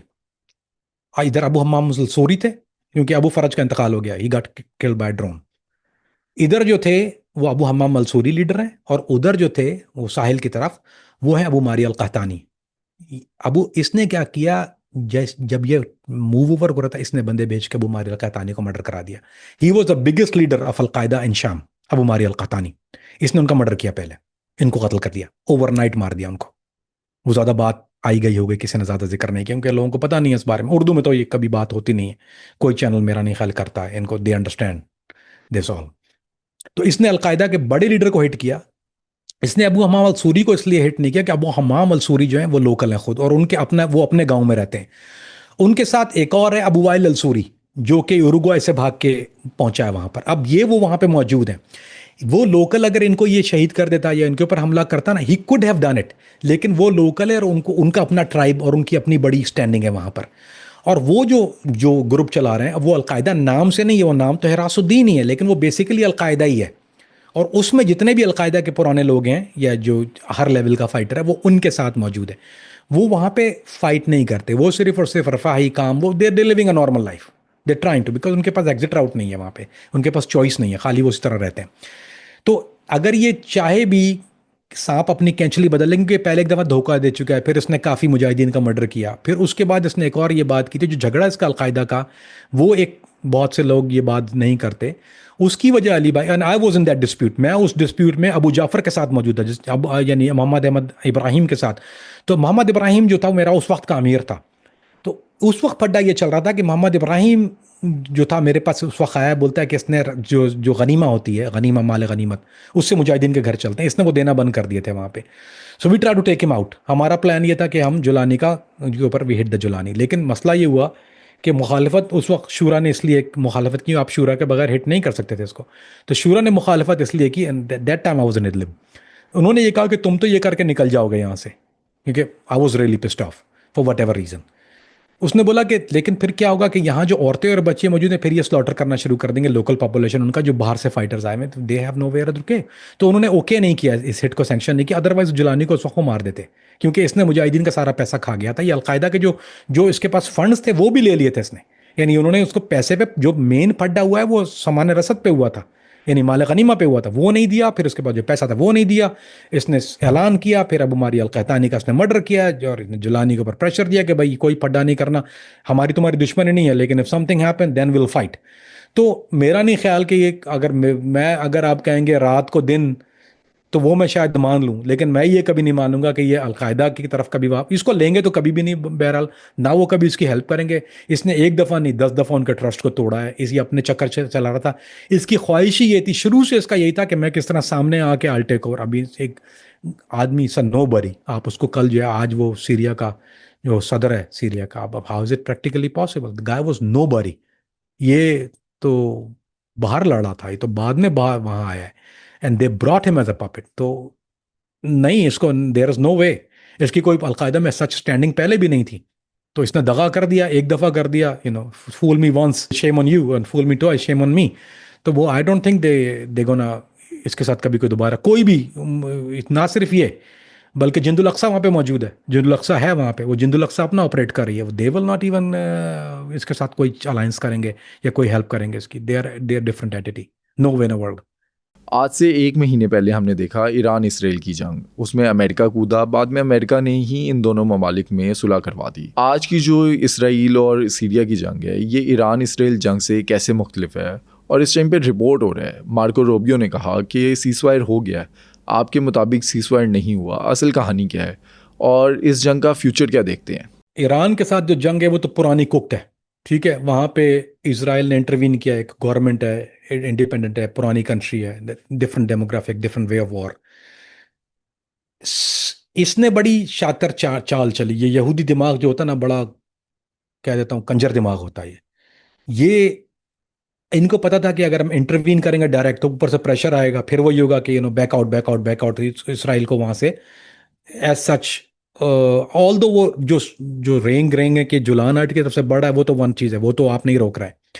लेकिन ये है कि अगर ये बिल्कुल फुल अटैक करेगा तो मेरा नहीं ख्याल कि सीरिया उसको 48 घंटे भी सस्टेन कर सकता हो। इक्विपमेंट नहीं है ना, क्या करेंगे वो, थोड़ी कोई फौजी भेज रहे हैं अंदर, उसने तो ऊपर से रॉकेट ही मारना है, डा टा टा टा टा। वो सारे अड्डे इनको पता है, दे डोंट हैव इंटरसेप्टर, ये क्या करेंगे, उसको लेवल कर देगा 2 दिन के अंदर, वो 48 घंटे में बराबर कर देगा पूरा वो, and he is capable of doing it. तो यहां इसने बहुत अयारी से काम ये लिया, इंस्टेड ऑफ डूइंग, यानी जो इसको कन्वेंशनल वॉरफेयर कहते हैं, इसने जो था वो प्रॉक्सी वॉर शुरू की। तो अब इसने अब इसने दुरूस को साथ मिला के किया ना। अब वो बोला यार ये तो आपस में इन पे जुल्म हो रहा था, इन पे हमला हुआ, वो हमला बदुअन ने किया, इसने बंदूक बनाएगी कंधे उनके ऊपर। तो this a different kind of warfare. अब वो इसराइल जो हाथ खड़े करेगा, भाई हम तो इनको हेल्प कर रहे हैं, ये तो बेचारी पिसी है वहां में, who don't want to help a PCV community, who would, इनकी पॉपुलेशन यहाँ भी रहती है, हमारा इनका अलायंस है, we have a deals with them. इसने बड़ी शातिराना चाल की, and now he is pushing something, रूस को आगे कर रहा है। रूस की कैजुअलिटी बढ़ेगी, ऐसा नहीं है नहीं बढ़ेगी। मैंने जो एज सच जो जंग बंदी का ऐलान है अली भाई, वो ये होता है कि सीज फायर ऐलान हो गया, वो पॉकेट्स जो है ना वो उसको काउंट नहीं करते। वो पॉकेट्स में जो फायरिंग हो रही है, या शूटिंग हो रही है, या मार्के हो रहे हैं, या छोटी छोटी लड़ाइयाँ हो रही हैं, नाउ दे आर नॉट के Julani army versus Druze front line पर ठा ठा ठा हो रही है ना, वो पॉकेट्स में हो रही है, दे फाइटिंग इन पॉकेट्स। ये तो चलता ही रहा, अलवियो के साथ भी पॉकेट्स में लड़ाई हो रही थी, then they do full on attack, उसके बाद फिर पुल आउट, फिर पॉकेट्स में लड़ना शुरू किया। तो वो पॉकेट्स की लड़ाई को ये लोग आप खबरों में ज़्यादा देखते नहीं है, वो अल जजीरा उसको कवर नहीं करता, लेकिन वो पॉकेट्स की लड़ाई तो होती है, 10 यहाँ से, 15 वहाँ से, 5 वहाँ से, 20 वहाँ से, फिर वो क्या होता है, वो स्प्रेड होती है and become a bigger issue. Depend करता है किसकी कैजुअलिटी ज़्यादा हो रही है। अगर यहाँ से कैजुअलिटी ज़्यादा है, they become full on attack, वहाँ से कैजुअलिटी ज़्यादा है, they become full on attack. अभी मामला ऐसा है कि जहाँ जहाँ पे दरूज हैं या जहाँ पे अलवी हैं, वहाँ पत्थर रखा हुआ है, उस पर स्प्रे पेंट से लिखा हुआ है कन्नास या काफिर, वो एरो बनाया हुआ उन्होंने, उनको कन्नास की लोकेशन पता है, कन्नास बोलते हैं सॉरी अरबी में, स्नाइपर को कन्नास बोलते हैं। वो स्नाइपर लोकेशन पे वो अपनी इलाकों में, यानी वो इंडिपेंडेंटली पूरा उनका वहाँ निज़ाम, यानी ये जुलानी की आर्मी अंदर नहीं जा सकती है वहाँ पे, it's not that they barge in. वो लोग अपने, वो सिक्योरिटी है उनकी, एक ज़माने में एमक्यूएम ने किया था ना अपने इलाकों में सेफ्टी, और वो लड़कों को बिठा दिया था गुंडों को, एग्जैक्टली हाउ इट इज़। और उन्होंने पत्थर रखा हुआ है, और जो जो मेन रोड है उन्होंने उसको कॉर्डन ऑफ किया हुआ है, और आप अंदर नहीं घुस सकते विदाउट देयर कंसेंट। और उनके ऊपर कन्नास जो है वो जो सॉरी स्नाइपर जो है वो ऑलरेडी बैठा होता है। तो अगर आप घुसने की कोशिश भी कर रहे हैं तो वो कन्नास स्नाइपर वहां से फायर करता है। तो इन्होंने बाकायदा मार्कर लगाया हुआ है फॉर देयर ओन पीपल कि गलती से भी उस तरफ ना जाना। ये तो उन्होंने सेम थिंग विद दुरूज, इन्होंने पत्थरों पर रख के वो रेड चौक से बता देते हैं कि कन्नास this location, so do not enter, do not pass, आप वहां से ना गुजरें, क्योंकि वो स्नाइपर मार ही देता है वहां से। तो ये तो चल ही रहा है वहां पे। ऐसा नहीं है कि वो कोई बहुत पीसफुल जगह है और बाद में शाम को ग्रोसरी लें आप उस तरफ लें, ये ग्रोसरी लेने बाहर आ जाएं, ऐसा नहीं होता। दिस एरियाज बीन कोड ना, वो अपनी सिक्योरिटी करते हैं, बाहर वाले जो वो अपनी सिक्योरिटी करते हैं। फुल ऑन वॉर शुरू नहीं हुई है, आई मीन पॉकेट्स चल रहे हैं। पर लेकिन यही होता है जब पॉकेट्स लड़ाई होते हैं तो वो फिर it turn into a bigger war, जैसे अभी हुआ बदुअन की वो पॉकेट फाइटिंग हो रही थी ना, they came to prevent that pocket fight, और उसके बाद वो फुल ऑन वॉर शुरू हो गई, जिसको सिविल वॉर कहते हैं। और उसके बाद फिर इसराइल ने देख इनको कहा चलो मारो इनको, कोई फर्क नहीं पड़ता। तो इट्स गोना हैपन अगेन। ऐसा नहीं है कि ये डाई डाउन हो गई और ये जो है रावी चैन लिखता है, ऐसा कभी नहीं होगा वहां पे। इट्स नॉट गोना हैपन जब तक इसराइल मौजूद है इनकी बैक के ऊपर, और जो कि रहेगा। उसको फ्री के लोग मिल गए मरने वाले, वो क्यों नहीं इस्तेमाल करेगा। तो this a different kind of fight. वो तो हेल्प कर रहा है एक लोकल पॉपुलेशन की, वो कहता है ये सप्रेस्ड है, इनको ये लोग मार रहे हैं, देखो मैं तो हेल्प कर जो जनी। देखिए जो दुनिया का जो वर्ल्ड मीडिया है वो तो कौन कंट्रोल करता है? वो क्रिश्चियन, वो ना मुसलमान कंट्रोल करते हैं ना वो किसी और के पास है।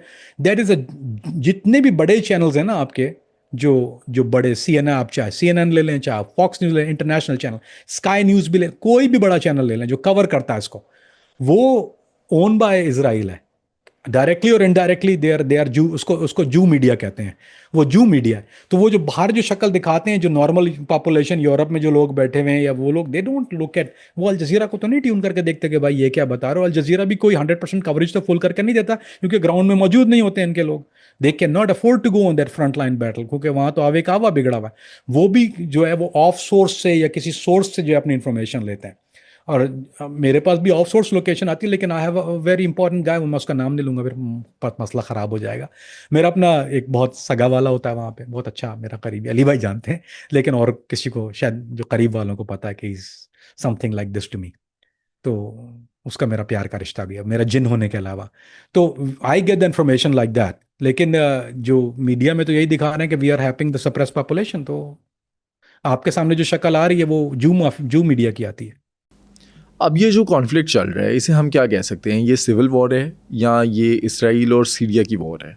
और जो द्रूज़ और बदू इनका आपस में मुकाबला है, क्या ये दोनों सीरियन फोर्सेस के मुकाबले में हैं या सीरियन फोर्सेस का सिर्फ और सिर्फ द्रूज़ से मुकाबला है? और ज़्यादा मजबूत कौन है, बदू, द्रूज़ या फिर सीरियन फोर्सेस? अब मैं आपको ट्रायंगल्स, ये जो ट्रायंगल है समझाने की कोशिश करता हूँ। देखें, दिस इनिशियली स्टार्टेड बद्दू वर्सेस दुरूज। यहाँ से अहमद अलशरा यानी जुलानी की फ़ोर्स आई, जुलानी की फ़ोर्स ने सीज़ फायर करने की कोशिश की, बद्दुओं को बोला गेरवे, वो हट गए। दुरूज ने हमला किया जुलानी की आर्मी के ऊपर, विच इज़ द कंट्री की army, basically they are protective forces कहना चाहिए उनको, कुछ भी नाम दें उनको। दे अटैक। अब शुरू हो गया। अब वो भी तो कोई फौजी, वो वाले फौजी तो नहीं है कि वो अमेरिकन या कहीं और मुल्क की फ़ौज के वो आएगा सीज फायर, वो पीछे हट जाएंगे। नहीं सर, मुजाहिदीन पुराने, इनको आप छेड़ेंगे लाश गिरेगी, they gonna fight. So they start fighting. बद्दू वेंट बैक। ऐसा नहीं हुआ कि they start fighting, they went back. उन्होंने बोला चलो हम पीछे, will listen to this guys, उनको खून खराबा उस वक्त नहीं चाहिए था। सीज फायर का जब ऐलान किया तो उन्होंने कहा भाई एक मिनट, हमारे लोग मरे, हम तो खून का बदला लेना हमें। आई मीन, या तो जुलानी को प्रोसिक्यूट करना पड़ेगा वहाँ से लाके। दुरूज सरेंडर तो नहीं करा, दुरूज नहीं तो नहीं कहा ठीक है हम जो है वो टेबल पे आके बैठ रहे हैं, ये जो आदमी, ये हमारे 4 लोग थे, इन्होंने आपसे किया, वो don't want to give up their people, वो अपना आदमी नहीं देंगे, वो बोल रहे लड़ो, अब तो तंग आमद बजंग आमद है। तो this is very one on one right now. Bedouins are not a part of it, but अगर इन्होंने खून का बदला नहीं दिया, जो उनके ये कबीले के रस्म भी है, दैट्स हाउ इट इज़। या तो आप यूजली, या तो 2 तरीके होते हैं, या तो कसास होता है, इस दीन के अंदर है, पाकिस्तान में भी है, 302 के साथ 320 लगती है, कसास वुद्दी ऑर्डिनेंस है वहाँ पे। तो या तो आप कसास दें, या अगर कसास नहीं देते तो फिर आप जान लेंगे। 2 आउट ऑफ 1 होता है। दुरूज तो इस चीज़ को फॉलो ही नहीं करता ना, वो तो मानते नहीं, दे आर डिफरेंट मजहब, they are offshoot of Ismailism. तो उनको तो कोई फ़र्क नहीं पड़ता, वो क्यों देंगे खून बा, ना उन्होंने खून बा देना, ना उन्होंने बंदा देना है, वो तो उन्होंने हाथ खड़े कर दिए, दे गोना फाइट। और इसलिए कि वो उनको पीछे इसराइल की जो है वो बैकिंग मौजूद है. So right now as we speak is Julani versus Druze. अभी Bedouins are out as we speak. But अगर जुलानी की फोर्सेस बैक हो जाती हैं और इनका मसला सॉल्व नहीं होता, then is gonna be Bedouin versus Druze. As of now ये जो 3 कबीले हैं, they are weaker in numbers then Druze. इनके पास वो वाला असला नहीं है. इनके पास पुरानी क्लशन भी होती हैं, वो बोल्ट एक्शन भी है इनके पास. ये बोल्ट एक्शन भी यूज़ करते हैं. बहुत पुराना असला है, नया नहीं है इनके पास, बट दे कीप इट. सहरा में रहते हैं. तो अगर आप अभी फोर्स का अगर आप बैलेंस देखें, तवाज़ुन देखें, तो दिस वन दुरूज का अभी नंबर ज़्यादा है, लेकिन वो अभी ज़्यादा है. अगर ये फड्डा बढ़ा, देन बद्दू विल मेक द कॉल. जब वो कॉल करेंगे फिर आएगी बैकअप. फिर वो जगह जगह से आप जब अदर दूसरे कबीले शामिल हो जाएंगे. वो कहीं जहाँ के कबीले हैं वो बद्दुओं के, दे विल फाइट टुगेदर. ये लोग, इन लोगों में अलायंस बहुत अच्छा है. जब ये शामिल हो गए तो फिर दुरूज से इनका दुरूज के नंबर कम हो जाएंगे और बद्दुओं के बढ़ जाएंगे. लेकिन उसका एक नुकसान जो है वो सीरिया को एज अ कंट्री बहुत है. बिकॉज जब ये लड़ाई बढ़ेगी तो गेस व्हाट गोना हैपन, दुरूज आगे बढ़ेंगे. They gonna move forward. ज़मीन किसकी जा रही है? सीरिया की. अगर वो आगे बढ़ने में काम, तब भी सो उसको प्रोटेक्ट करने के लिए हुकूमत को तो वैसे भी आना पड़ेगा, क्योंकि they losing land. It's not gonna be. अभी स्वेदा के अंदर एज वी स्पीक जो है वो जो इलाका था, जो जुलानी से जिस बात पे इनका पैक्ट था, या जुलान हाइट्स के अंदर, they are way forward then that. Sweida के अंदर तो पूरा कंट्रोल है इनका, 100% कंट्रोल किया हुआ इन्होंने पहले.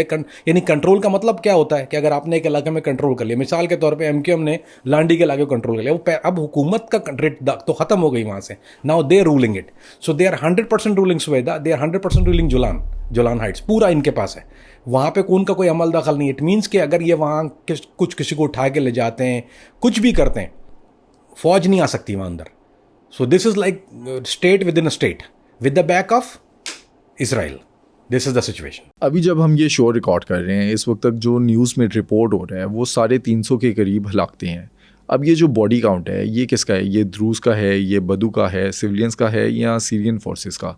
और असल में इतनी हलाकतें हैं या इससे ज़्यादा हैं? कोई बॉडी काउंट नहीं है. दुरूज अपनी बॉडी ले जाते हैं दुरूज की तरफ. दे डोंट अनाउंस इट, क्योंकि वो वीकनेस नहीं शो करते. जुलानी अपने नंबर्स कभी नहीं शो करेगा. बद्दुअन्स का तो कोई पता ही नहीं है. वो उनका तो अपना स्पोक्स पर्सन है, दे उनका अलग है. उनकी कैजुअलिटी ज़्यादा नहीं है बद्दुअन्स की. This is between Druze and Jolani.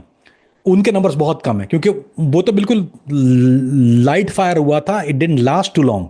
ये तो जब ये लोग आए तो then it full on battle शुरू हो गई थी वहां से. और मेरा ख्याल है अगर I have to guess it, Ali भाई, अगर मैं सिर्फ गैस कर रहा हूं ना, तो मेरा ख्याल उनका मकसद ये था कि इनको इनरोल करना था और इंगेज करना था इस वॉर के अंदर. ज़्यादा जो कैजुअलिटी है वो जुलानी की ज़्यादा कैजुअलिटी है, क्योंकि वो लोग एक्सपेक्ट नहीं कर रहे थे मॉर्टर, वो लोग एक्सपेक्ट नहीं कर रहे थे हैवी वेपन फायर, वो लोग एक्सपेक्ट नहीं कर रहे थे वॉर, वो लोग एक्सपेक्ट नहीं कर रहे थे स्नाइपर फायर. ये पोजीशन लेके बैठे हुए थे already. They were ready to go. This guys barging in and they got attacked. तो ज़्यादा नंबर जो हैं वो, लेकिन उनके पास नंबर्स हैं, ऐसा नहीं है कि नंबर्स नहीं है. तो ज़्यादा जो आप एग्जैक्ट काउंट नहीं दे सकते. 300 बहुत कम नंबर है अली भाई. Way over 1000. If I have to guess, अगर मैं सिर्फ गैस करूं तो 350 सिर्फ दुरूज का नंबर होगा, सिर्फ दुरूज का. और ओवर 1000 जो है वो जुलानी का नंबर है. बट ये एग्जैक्ट नंबर कभी भी नहीं आएंगे सामने, बिकॉज देयर इज नो वे. कोई भी इनमें से डिक्लेयर नहीं करता अपना नंबर, क्योंकि जो नंबर डिक्लेयर करता है वो दूसरे की बर्तरी को तस्लीम कर लेता है. How can you do that? So you will never gonna announce your number. वो आपके सामने कभी नहीं आएंगे. ग्रेटर इसराइल प्लान में आगे आप क्या देखते हैं? और इस टाइम पे ये जो जंग चल रही है इसराइल और सीरिया की, क्या ये रुक जाएगी या ये जंग किसी और कंट्री पर मुसल्लत होगी, ये मजीद बढ़ती जाएगी? अब जो ग्रेटर इसराइल का जो ख्वाब है उसका, वो तो सबको ही खा जाना चाहता है ना. वो एक अली भाई बड़ा अच्छा मुहावरा है, बड़ा प्यारा, मुझे अच्छा वो याद आ गया यार. I love it. मैं सबका खाऊं, जो मेरा खाए वो अंधा हो जाए.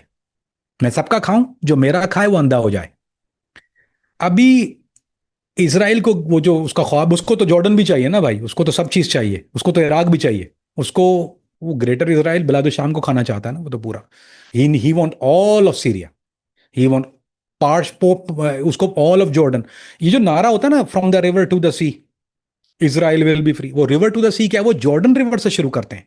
तो उस वो क्यों, क्योंकि इनका ख्वाब था। I mean why do you think there is a नारा लगता है, हम लगा तो देते हैं from river to the sea, what river to the sea, वो red sea to the river की बात करता है भाई, जॉर्डन की। वो और एक और बात जस्ट फॉर ह्यूमर पर्पस, यार ये ना कहा करो free Palestine, free Palestine, free Palestine, कभी ना कहा करो। पता है क्यों? अब यहूदी को कोई चीज़ तुम बोलो, उनको समझ में आता है ये फ्री में मिल रहा है ले लो। तो ये जो भी नारा लगाते हैं मैं उनको मना करता हूँ, भाई यहूदी को कोई चीज़ पैसों की फ्री बोला ही ना करो, वो फौरन कब्जा है में। आप उसको बोलोगे फ्री है, ये कब्जा करने आ जाता है, बोलते हैं free Palestine. That's not so, don't say free Palestine, let's free Palestine करो। फ्री पैलेस्टाइन का मतलब मुफ्त में मिल रहा है, वो ले रहा है मुफ्त में, जो चीज़ बट रही है, दाल जूतों में बट रही है उसकी।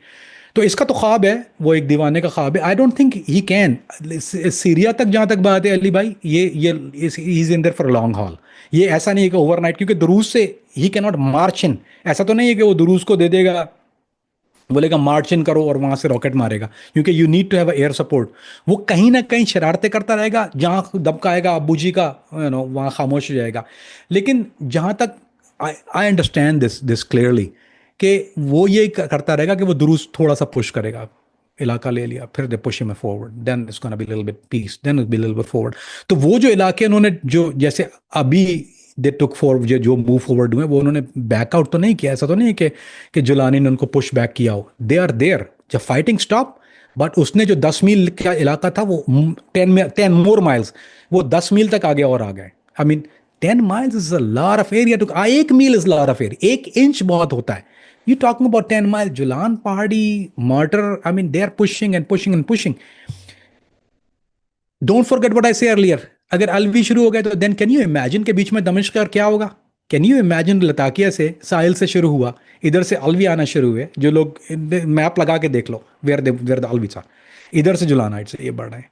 सेकंड पॉकेट शुरू हुआ, Damascus in the middle, they will smash it दोनों तरफ से। अल्लाह ना करे वो कभी इसमें शामिल हो, अल्लाह ना करे कि ईरान उनको ओके दे, अल्लाह ना करे उनको कोई और चीज आए, पता नहीं वो क्या सोच रहे हैं, what ever they thinking they got in power. अच्छा, अली भाई जहाँ जूतियों में दाल पड़ती है ना, पता है वो किस तरह होता है? I tell you. इनको ये जो जो this is a simple calculated guess, मैं सिर्फ गैस कर रहा हूँ उसको, and it's a good guess. वो इनको पता है क्या बोलेंगे मी एंड यू, हम यानी दुरूस और अलवी, हम दोनों मिलके पावर में, हम दोनों मिलके बना लेंगे गवर्नमेंट। ये फिर उनके भी पिछड़ा पे लात मारेंगे, यानी may be it's a possibility right, कि ये दोनों मिलके दे टेक ओवर अगेन। ठीक है, कन्वेंशनल वॉरफेयर है, मल तो जाएगी, फिर आपस में दोनों लड़ेंगे, क्योंकि ये वजारत मेरे पास, ये फिर खाने पीने के मामले शुरू हो जाएंगे, फिर ये अलवियों के ऊपर भी लात मारेंगे इसराइल की सपोर्ट से। It is gonna happen. अगर अगर ये हुआ तो तुम होती, तो फिर यूं भी होता, ये भी होगा। यू विल सी दैट, अगर खुदा ना खास्ता ये हुआ तो ये भी होने वाला है। अगर by itself Israel long haul करेगा, ये it's not gonna B short hall में, नहीं हो सकता ये, क्योंकि शॉर्ट हॉल में हो तो फिर कैजुअलिटी बढ़ेगी, इंटरनेशनल कम्युनिटी खड़ी हो जाती है, फिर वो पीस कोर और फलाना ढमकाना शुरू हो जाएगा, फिर अमेरिका अबू जी ट्रम्प जी वहाँ से भोंपू लेके चिल्लाएंगे ख़त्म करो, बंद करो, फिर मुजाहरे शुरू होंगे। ही डोंट वांट एनीथिंग, उसको हैक्टिक नहीं चाहिए, he wants to concentrate on this. उसके लिए ये ईरान वाला ही चैप्टर काफ़ी था, उसको अलग महाज नहीं देखना है। आई एम प्रीटी श्योर कि ही गोना टेल इजराइल कि भाई हाथ हौला रख, लेकिन Israel not gonna back down. जिनकी फितरत में हो डसना, वो डसा करते हैं। ईरान इसराइल जंग के दौरान दुनिया ने देखा कि ईरान को जो सबसे ज़्यादा नुकसान हुआ वो इसराइल के जासूसों की वजह से हुआ। क्या अहमद अल शर्रा के करीब इसराइल के जासूस होंगे? और अगर हम अंदाज़ा लगाएं, इसराइल ने अगर तख्ता पलटना है अहमद अल शर्रा का, तो वो क्या करेगा? क्या प्लानिंग क्या होगी उसकी? अली भाई उसका तख्ता उलटने के लिए वो मैं तो आपको खुल के बोल देता हूँ ना, कि वो चाह रहा है कि किसी भी तरह से अलवी को खड़ा कर दे। अगर अलवी खड़े हो गए तो उसका तो यही एक चीज़ है। जहाँ तक जवासीस की बात की, एज सच यानी हयात तहरीर शाम के अंदर ये सवाल ही नहीं पैदा होता। वो बहुत फिल्टर्ड लोग हैं, वो एक फिल्टर से नहीं, these guys are been there for 10-10, 12-12, 15-15 साल से वहाँ पर हैं ये। I mean they been with Julani. लेकिन इनकी फैमिली ट्रेस होती है, इनके फैमिली रूट ट्रेस होते हैं, ये ट्राइब्स का चक्कर है सारा। वहाँ पे भी ये इलाके के लोग हैं कि इस इलाके का ये ग्रुप है, इस इलाके का ये ग्रुप है। वो ऐसा नहीं कि इंडिपेंडेंटली हायर किए हुए, कोई इंडिपेंडेंट हायर सिस्टम तो है नहीं। This guys been fighting for a while, that's impossible. अगर कोई कहता है तो गधे का बच्चा है वो, he is a donkey in my eyes. तो ये तो हाँ, एक चीज़ होती है। अब दुरूस्त तो उनके लिए पूरे ही काम कर रहे हैं। ऐसा होता है कि कि वो ग्राउंड रियलिटी या ग्राउंड इंटेलिजेंस के लिए वो इंडिपेंडेंट लोगों को हायर करते हैं। They got nothing do with, यानी जो लोकल सिविलियन पॉपुलेशन है उसमें से कुछ लोग हैं जो पैसों पे बिक जाते हैं, and that's the dilemma of all over the world, ये पूरी दुनिया में होता है। कोई ना कोई किसी ना किसी को ले लेता है और कोई ना कोई पैसों के लिए वो बगावत या दगा करता है, दगा, बगावत नहीं, दगा करता है। तो ये तो है, इट इज ग्राउंड रियलिटी। लेकिन चूंकि Druze are strong enough, so उनकी intelligence are very very good, यानी उनके लिए दुरूज पे रिलाय करना is a right thing to do. तो वो एक चीज़ है कि पॉसिबल है। मैंने एक आपको जो बात बताई अलवी और दुरूज की, तो मैं आपको एक छोटा सा किस्सा सुनाता हूँ। कुछ लोगों ने सुना होगा, कुछ नहीं सुना होगा, आपको फिर समझ में आ जाएगा। एक दरिया के किनारे एक फ्रॉग, क्या बोलते हैं, डडू। तो फ्रॉग और स्कॉर्पियन बैठे हुए थे दोनों। तो जब फ्रॉग डरा थोड़ा सा, डड्डू डरा स्कॉर्पियन को देख कर, उसको बोलते ओए मेरे करीब ना हो। बोलते नहीं नहीं, मुझे तुम्हारी हेल्प चाहिए। बोले क्यों? कहने लगा मैं दरिया पार करना चाह रहा हूँ, मैं तैर नहीं सकता। बोलते दरिया तो पार करना चाह रहे हो, लेकिन तुम हो स्कॉर्पियन, तुमने मुझे डंक मारा, मैं तो मर जाऊंगा। बोलता है भाई मेरी बात का एतबार करो, अगर मैं तुम्हें डंक मारूंगा, मैं तुम मेरी भी अपनी पीठ पे लेकर दरिया क्रॉस करा रहे हो, और अगर मैंने तुम्हें डसा तो मैं भी तो डूबूंगा साथ में। बोले यार बात तो सही है, लॉजिक तो सही है तुम्हारी, चल बैठ जा। आधे दरिया में गए, दरिया में आधे पहुंचे थे, स्कॉर्पियन ने, बिच्छू ने डंक मारा फ्रॉग को, उसके जहर सरायत कर गया और वो डूब रहा है और गिर रहा है, मर रहा है। और मरने से पहले बोला why did you do it, क्यों किया तुमने ऐसा? बोलता है मेरी खसलत में है, I didn't do it on purpose, ये तो मेरी खसलत में। So this is how you understand this to right there, and this is what I see it coming. Ali भाई, जवासीस का जहां तक आपने सवाल किया, तो वो जवासीस वहां मौजूद हैं, लेकिन एज सच जुलानी के पास नहीं है। आई डोंट थिंक उसके किसी भी दस्ते में, उसके करीब करीब भी। And he filter and monitor every one of हम, यानी वो सेकंड, इसकी टीयर्स होती हैं, यानी ये जो सिक्योरिटी टीयर है उसका, वो सिक्योरिटी डिटेल है। They are the guys who been with him for longest time. वो उसके इलाके के लोग हैं, वो उसी के ट्राइब के लोग हैं। वो बाहर के लोग बहुत कम लेता है, जो बाहर के लोग अगर लेता भी है तो बाहर के वो लोग लेता है। आई कैन नॉट से इट मच अबाउट दिस, मुश्किल होती है मुझे कहते हुए। वो लोग हैं जो हैं, वो उसमें कुछ गिनती के लोग हैं, या 4 या 5 ऐसे लोग हैं जो बाहर से लिए। They are extraordinary fighters and they are extraordinary long history with somebody else. तो वो इसलिए उसने रखा हुआ है क्योंकि उनको किसी और की तरफ से भी सिक्योरिटी गारंटीज हैं कि this guys are right guy. और वो मेक श्योर करते हैं कि वो उसके खाना भी जो खाता है, वो ऐसा नहीं है कि वो कोई चीज़ लेके चला जाता, तो उसका पानी का ग्लास, उसकी बॉटल ऑफ वाटर या कोई चीज़ सारी जो है वो उसकी ही होती हैं। ऐसा नहीं है कि वो किसी के ग्लास से या बॉटल से पानी लेके पी ले। उसका खाना भी जो है वो अलग होता है, वो किसी से खाना भी किसी के साथ शेयर नहीं करता। उसका अलग, उसका एतबार का आदमी बनाता है तो वो खाता है, वरना वो नहीं खाता। He is on very different kind of living life style, क्योंकि उसको पता है कि उसके खिलाफ साजिश होनी है। He is not gonna go that easy. I don't think he is gonna die before he leave. लेकिन इसराइल की शरारतें अली भाई, I mean you know, who can guess and who will guess, ये करता ही रहेगा। अभी जो बिच्छू वाली स्टोरी आपने सुनाई, उसके अंदर ट्रम्प जो है वो बिच्छू है और वो अपना डंक मार रहा है अहमद अल शरा को। इसके अलावा आपने बताया कि इसराइल चाहता है कि वो अपना बच्चा इक़्तिदार में बिठाए सीरिया के अंदर, लेकिन हम देखते हैं ऑलरेडी ट्रम्प का बच्चा अहमद अल शरा वो सीरिया में इक़्तिदार में है। अब ये समझ नहीं आ रहा कि कौन निकलेगा, किसका बच्चा इक़्तिदार में बैठेगा, किसको क्या फ़ायदा होगा। वो तो उसने बिठाया हुआ है, लेकिन आपने ये बात मुझसे सवाल पहले भी किया था, भूलता नहीं हूं मैं। मैंने आपको क्या कहा था? ट्रंप जो है वो अपने हाथ इतने जल्दी खड़े कर लेगा कि यू विल नॉट, पूरी ओवरनाइट आप सुबह उठेंगे तो कौन जुलानी, कौन किधर का, किधर खोती करोड़ी मल, उसको पता भी नहीं होगा। He will not even remember. बोलेगा हाँ हु, उसकी जो जिस तरह, आई mean you see that guy right, आप देखते हैं वो गिरगिट से ज्यादा जल्दी रंग बदलता है वो। सो उसके लिए हु इज ही? नोबडी। उसका इसराइल को फेवर नहीं कर रहा है क्या वो? तो अगर इसराइली अगर आ जाते हैं वहां पे, तो that's the best case scenario Trump के लिए। उसके लिए तो उससे ज्यादा कोई बेस्ट केस सिनेरियो हो नहीं सकता। Although he gonna get some retaliation from his friends, but to a limit. He is gonna listen, he gonna ignore. वो ट्रम्प जो है ना, वो ऐसा लगता है कि वो ऐसे उसको मेरी तरह एडीएचडी है, अटेंशन डेफिसिट। वो बात हाँ हाँ करके वहां शुरू हो जाता है, वहां करके वहां शुरू। I mean this exactly he have. वो हाथ खड़े कर देगा। He will not even acknowledge कि मेरा क्या पैक्ट था, क्या डील थी, कुछ था। Nothing gonna happen. यहां से ये बढ़ते जाएंगे, this is what gonna happen. लेकिन आप, आई don't think I will ever see, मुझे नहीं लगता कि इस जिंदगी में मैं सिर्फ दुरूस की हुकूमत वहां देखता हूं। अगर हुकूमत बनेगी, अगर इनके साथ बैटल होगी, तो वो दुरूज अलवी वर्सेस जुलानी होगी it's not gonna be one sided, one on one नहीं होने वाली, it's gonna be two ends met. तो अगर वो हुकूमत बनी तो वो जाहिर बात है फिर वो लाहक की गवर्नमेंट बनेगी दोनों की, फिर अब आपस में दोनों लड़ेंगे उसके बाद भी, क्योंकि दुरूज और पावर में स्ट्रांग है, क्योंकि उनके पास जो बैकिंग है वो इसराइल की, और इसराइल के पास जो बैकिंग है वो अमेरिका की।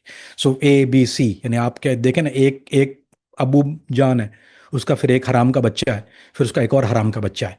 तो अगर आप पावर डायनामिक्स देखते हैं तो they are the best best case scenario for for Syria, and that's what gonna happen. अगर अगर ये अपने नापाक इरादों में कामयाब हुआ, so it's gonna be Druze and Alawi in a joint government. आज से 2 दिन पहले की न्यूज़ है, एक अमेरिकन सिटीजन सैफ जो बिल्कुल निहत्था था लेकिन वो इसराइलियों के हाथों हलाक हो गया। क्या अमेरिका अपने शहरी का इंसाफ लेगा?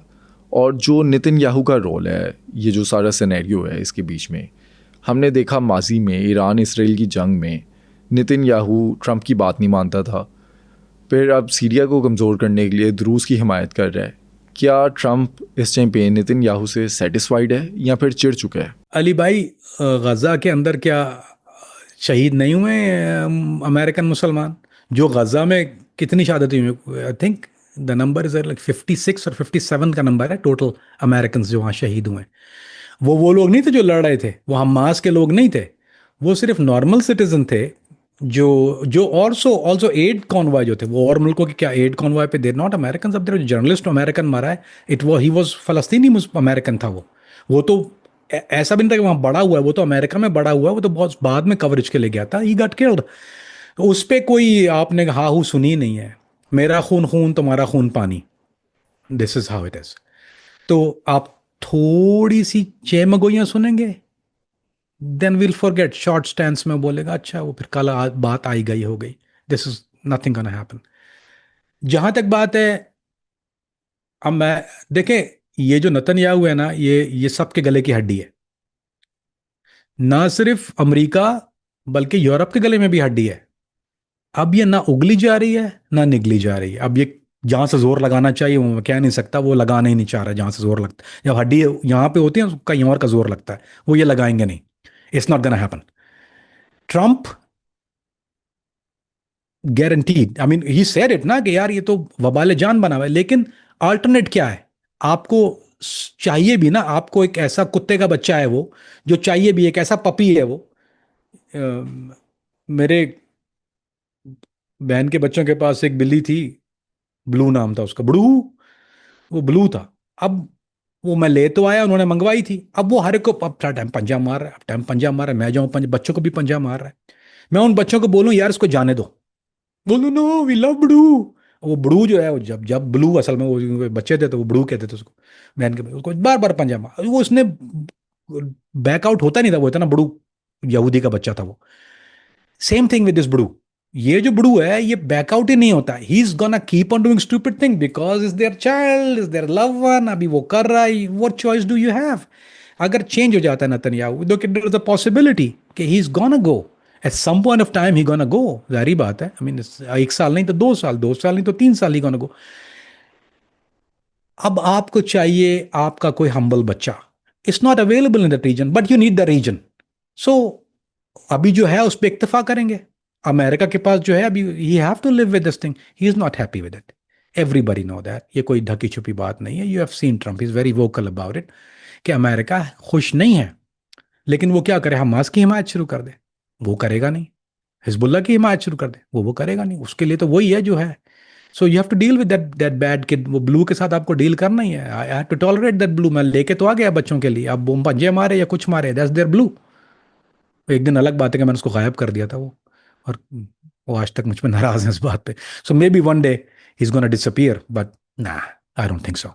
नेतन्याहू का फ्यूचर क्या देखते हैं आप? हमने माजी में देखा सद्दाम हुसैन के साथ क्या हुआ, CIA ने पहले उसे सपोर्ट किया, उसे बनाया, उसे इक़्तिदार में लेकर आए, बाद में अमेरिका ने ही उसे लटका दिया। क्या नेतन्याहू के साथ भी ऐसा कुछ होगा? मुसलमान नहीं है ना, अगर ये सद्दाम हुसैन की तरह मुसलमान होता तो तो हर मुसलमान मुल्क के साथ इन्होंने क्या किया है, आज चूरी दी और कल कुछ और दिया अंदर फिर।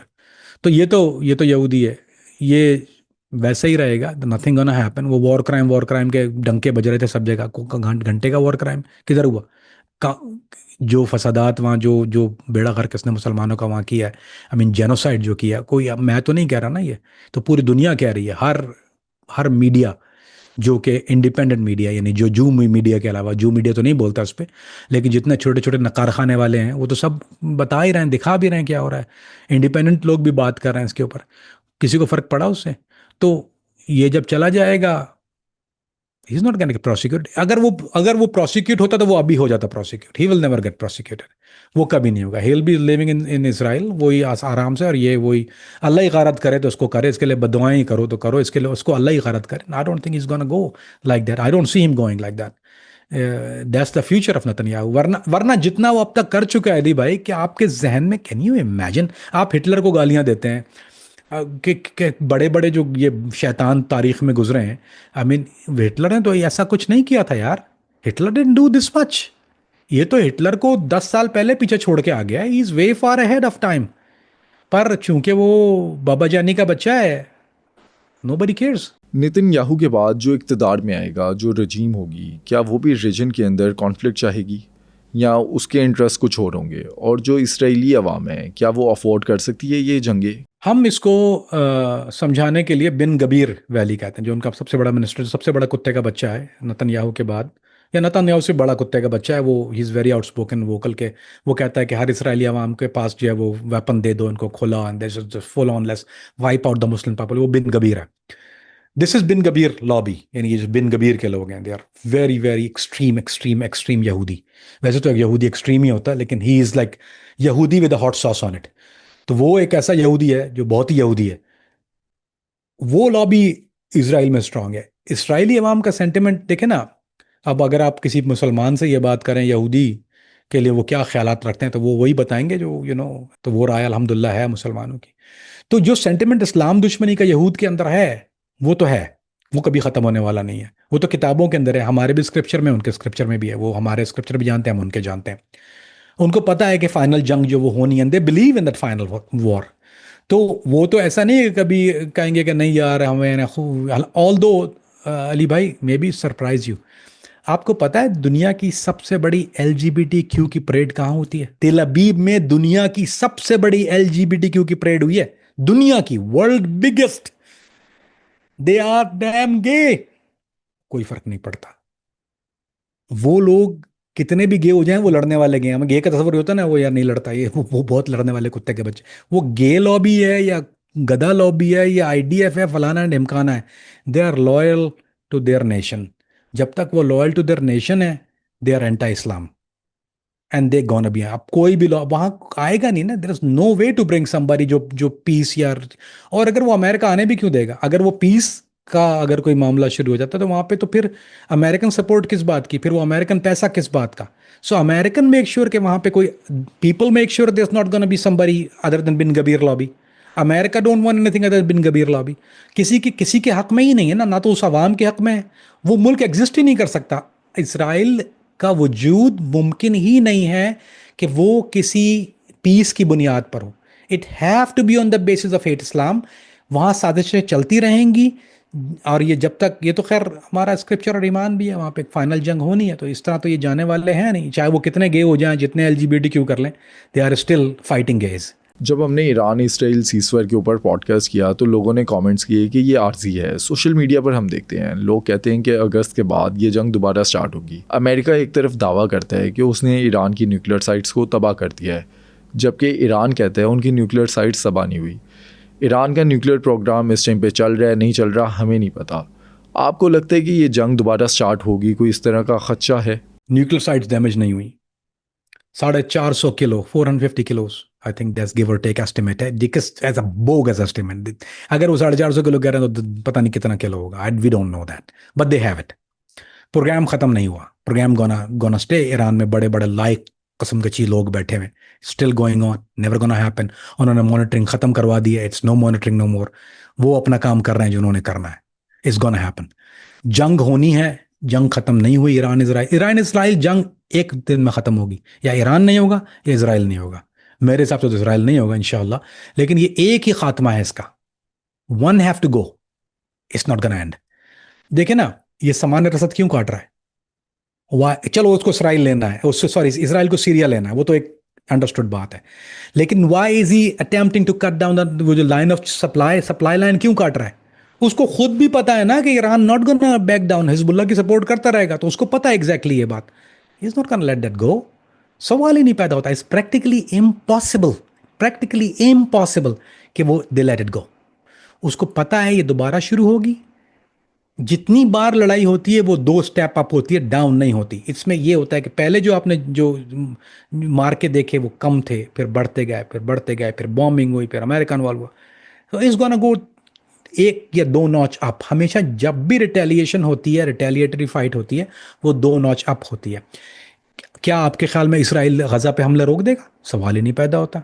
क्या आपके ख्याल में वो वेस्ट बैंक में शहर शरारतें बंद कर देगा? सवाल ही नहीं पैदा होता। उसके लोग आज भी घरों से निकाल रहे हैं लोगों को, throwing him out, it's all over the media, go and watch it. क्या वो लेबनान के अंदर हिजबुल्ला पे हमले बंद कर देगा? सवाल ही नहीं पैदा होता। उसको लाइन इसलिए काटनी है कि हिजबुल्ला वीक हो जाए, he will go into Lebanon. वो अब भी अगर ईरान से उसकी मौसीकी अभी नहीं शुरू होगी, ही is gonna start again with Hezbollah, वहां से शुरू हो जाएगी, फिर हिजबुल्ला से शुरू होगी, then is go back Iran. जब हिजबुल्ला थोड़ा सा वीक पड़ेगा या उनके ऊपर हमले होंगे, Iran gonna retaliate again and then he gonna attack Iran. लिख लें, फिर चला दिएगा पुराने क्लिप की तरह जैसे आप चलाते हैं, put it on their and play it for me. रूस का अगला टारगेट क्या हो सकता है? क्या दमिश्क पे अपना कंट्रोल हासिल करेंगे? अहमद अल शरा की जो हुकूमत है उसका तख्ता उल्टेंगे? टारगेट क्या है अगला? उन्होंने मुतालबा तो यही किया ना, इसराइल ने, इसराइल का तो मुतालबा यही है। और जो ये भी जो इनका स्पोक्स पर्सन है, तो वो इनका जो बड़ा है, उसने भी यही ऐलान किया है कि हमें अभी दमिश्क चाहिए, मूव ऑन, मूव ऑफ, आप हटें यहाँ से गवर्नमेंट में, वील रन इट, और हम खुद करेंगे अपना हिसाब किताब। और वो जाहिर बात है जुलानी किसी सूरत में मानने वाला ही नहीं है कि वो इनके हाथ में हुकूमत की बागदौड़ दे दे। सवाल ही नहीं पैदा होता, इसमें प्रैक्टिकली इम्पॉसिबल।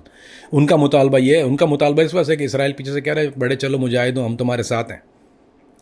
तो let's see where it goes now, it's gonna be something. मेरा नहीं ख्याल ये बैकआउट होने वाले नहीं है दोनों में से कोई भी है इतना आसानी से। पिछले कुछ दिनों से ये रिपोर्ट हो रहा है कि गज़ा के अंदर सीज़ फायर हो जाएगा 2 हफ्तों में, 3 हफ्तों में। क्या आपको लगता है ऐसा कुछ होगा? गज़ा के अंदर ज़िंदगी मामूल पर आती हुई आपको नज़र आ रही है? और गज़ा किसके कंट्रोल में होगा? अमेरिका का क्या इन्फ्लुएंस होगा और इसराइल का क्या इन्फ्लुएंस होगा? Ali bhai, as we speak Gaza Israel के कंट्रोल में है as of now. Hamas retaliatorily fight कर रही है, लेकिन वो बहुत वीक हो चुके हैं, उनको बहुत डैमेज हुआ है, पीपल आर डाइंग। वापस तो नहीं हो सकता। हम एक आप बोलते हैं कि वो how is gonna be peace, is never gonna be peace, cannot be peace. आपने तो एक जनरेशन बर्बाद कर दी ना वहाँ की, जो जुल्म कर दिया। आई मीन आपने किसी के घर को आग लगा दिया, आप बोले अब घर की आग बुझ गई, अब तुम यहाँ शामन who gonna build? They don't have the money to build. वो दुनिया का most congested densely populated area है, क्योंकि उन्होंने कंप्रेस किया ना उसको, and they bring him all together to kill him. तो वहां के हालात आज, अगर आप सीज फायर कर भी देते हैं, तो जो बीज इन्होंने बो दिया है, पानी कंटेमिनेटेड है, पानी गंदा है, पीने को पानी नहीं है, हॉस्पिटल नहीं है, सो वो डेथ रेशियो तो आपने जहर तो दे दिया ना, जैसे इंडिया ने हमारे पाकिस्तान में वो इंडियन फिल्मों का जहर दे दिया, वो तो फैल गया ना। अब आप कुछ भी कर लें, वो तो उन्होंने जंग वो जीत ली है, वो दे वॉन दैट वॉर। हमारे यहाँ शाम को शाहरुख खान ही होता है हमारे घरों में। एग्जैक्टली सेम वे जो उसने जहर जो जो कर दिया, एक जनरेशन को मार दिया, बच्चों को, मर्दों को, I mean he wipe out the whole generation. उसके बाद औरतें की तादाद वहाँ पे ज़्यादा है। पूरा शहर ऐसा लगता है कि आसार कदीमा खंडरात है वहाँ पे, मुंजो दड़ो बना दिया उसने उसको। Nobody to build, there is no shelter, ना आपके पास हीट प्रोटेक्शन है, ना वहाँ पे आपके पास कोल्ड प्रोटेक्शन है। आपके पास वहाँ बिजली नहीं है, वहाँ पे पानी जब मर्जी होता है वो काट देता है, जब पानी मर्जी होता है देता है। दवाएं नहीं है, एड आने नहीं दे रहा। अगर सीज फायर हो भी जाता है तो what this cease fire means कि I am not gonna shoot you, okay, I am not gonna shoot you, but you still gonna die with thirst. आप अभी भी हंगर से मरेंगे, आप अभी भी प्यास से मरेंगे। बीमारियां वहां इतनी बुरी तादाद में फैल रही हैं, इतनी बुरी तादाद में, इतनी गंदी बीमारियां वहां फैल चुकी हैं। People are dying out of sickness more than dying out of bullet. तो वो तो उसने जो करना था वो तो कर दिया। तो सीज फायर अगर आपने रोक भी दिया तो कौन सा एहसान किया? You still killing that population, that nation is gone. वो अल्लाह ही बचाए तो बचाए उसको, कोई और तो मुसलमान तो जाके हेल्प नहीं कर रहा ना वहां पे, ना कोई और मुल्क आके हेल्प कर रहा है, ना कोई काफिर हेल्प कर रहा है, ना कोई मुसलमान हेल्प कर रहा है, nobody is helping them. एक ईरान की हेल्प है, लेकिन वो हेल्प क्या कर रहा है वहां? तो आप अगर जो जो एड कॉन्वॉय आ भी रहा है इजिप्ट से, यूएई से, वो तो आटे में नमक के बराबर भी नहीं आ रहा है। तो ना आटे में नमक, वो आटे में नमक से भी आधा आ रहा है। तो अगर आप 5 जाने सेव करें तो 50,000 तो ऑलरेडी मर रहे हैं। तो अली भाई वो तो बेड़ा गर्क हो गया वहां पे। क्या इसराइल जाके दोबारा बिल्डिंगें बनाएगा उनके लिए? कि हाँ, एक बड़ी खास बात कि जो बच्चे पैदा हो रहे हैं वे बर्थ डिफेक्ट के साथ हो रहे हैं। जो जो जो बच्चे पैदा हो रहे हैं, लिटरली जो उसने जो जो चीज़ें वहाँ जो चीज़ें इस्तेमाल की हैं, उसने वाटर कंटेमिनेशन जो किया वहाँ पे, वो बर्थ डिफेक्ट के साथ हो रहे हैं। जिन औरतों ने बच्चों को जन्म दिया वो पानी पी के, वो बच्चे, किसी का हार्ट वो नहीं है, किसी का, दे आर वेरी वियर्ड पैदाइशें हैं। Go and search that. ये वहां पे हो रहा है और ये दुनिया में लोगों को पता है। ऐसा नहीं है हमारे लोग ही बेखबर रहते हैं, बाकी और लोग जो है इससे बाखबर हैं। तो वो तो एक नस्ल हो गई खत्म। उसने कर दिया जो उसने करना था। अब वो चाहे बंदूक रोक ले ली भाई, उससे कोई फर्क नहीं पड़ता। Not that we gonna stop it, ऐसा नहीं कह रहा कि वो रोक देगा। वो कुछ ना कुछ शरारतें वहां करता रहेगा, कुछ ना कुछ छेड़खानी वहां पे करता रहेगा। ना खाने को है, ना पीने को है, ना सर के ऊपर छत है। How can you live? आप आसमान की छत तले, जहां वो खाना जब लेने जाते हैं तो उन पे फायरिंग होती है। पहले उनको देते हैं खाना, फिर उसके ऊपर गोलियों की बौछार आती है वहां पे। और वो भूखा जब आदमी होता है तो वो उसकी भी परवाह नहीं करता। जब किसी का बच्चा भूख से बिलख रहा होता है तो वो फिर भी कोशिश करता है कि मैं अपनी जान का रिस्क लेके, वो अपनी जान का रिस्क लेके वो जिल्लत की वो छोटा सा जो फूड पैकेज होता है एमआरई का, वो लेने जाता है। और उस पे न्यूट्रिशन पे भी उसके ऊपर भी उसको मारा जाता है। दूध तो होता ही नहीं है वहाँ पे। वो तो जो बच्चे जो हैं वो मेल न्यूट्रिशन इतना ज़्यादा है वहाँ पे कि वो अफ्रीका में तो बहुत कम है उस मामले में। देर मेल न्यूट्रिशन वहाँ पे ज़्यादा है। तो अली भाई वो तो ही गॉट हिज गोल्स, जो उसको करना था वो तो कर दिया। पूरी दुनिया खामोश बैठी हुई है आज इस बात के ऊपर।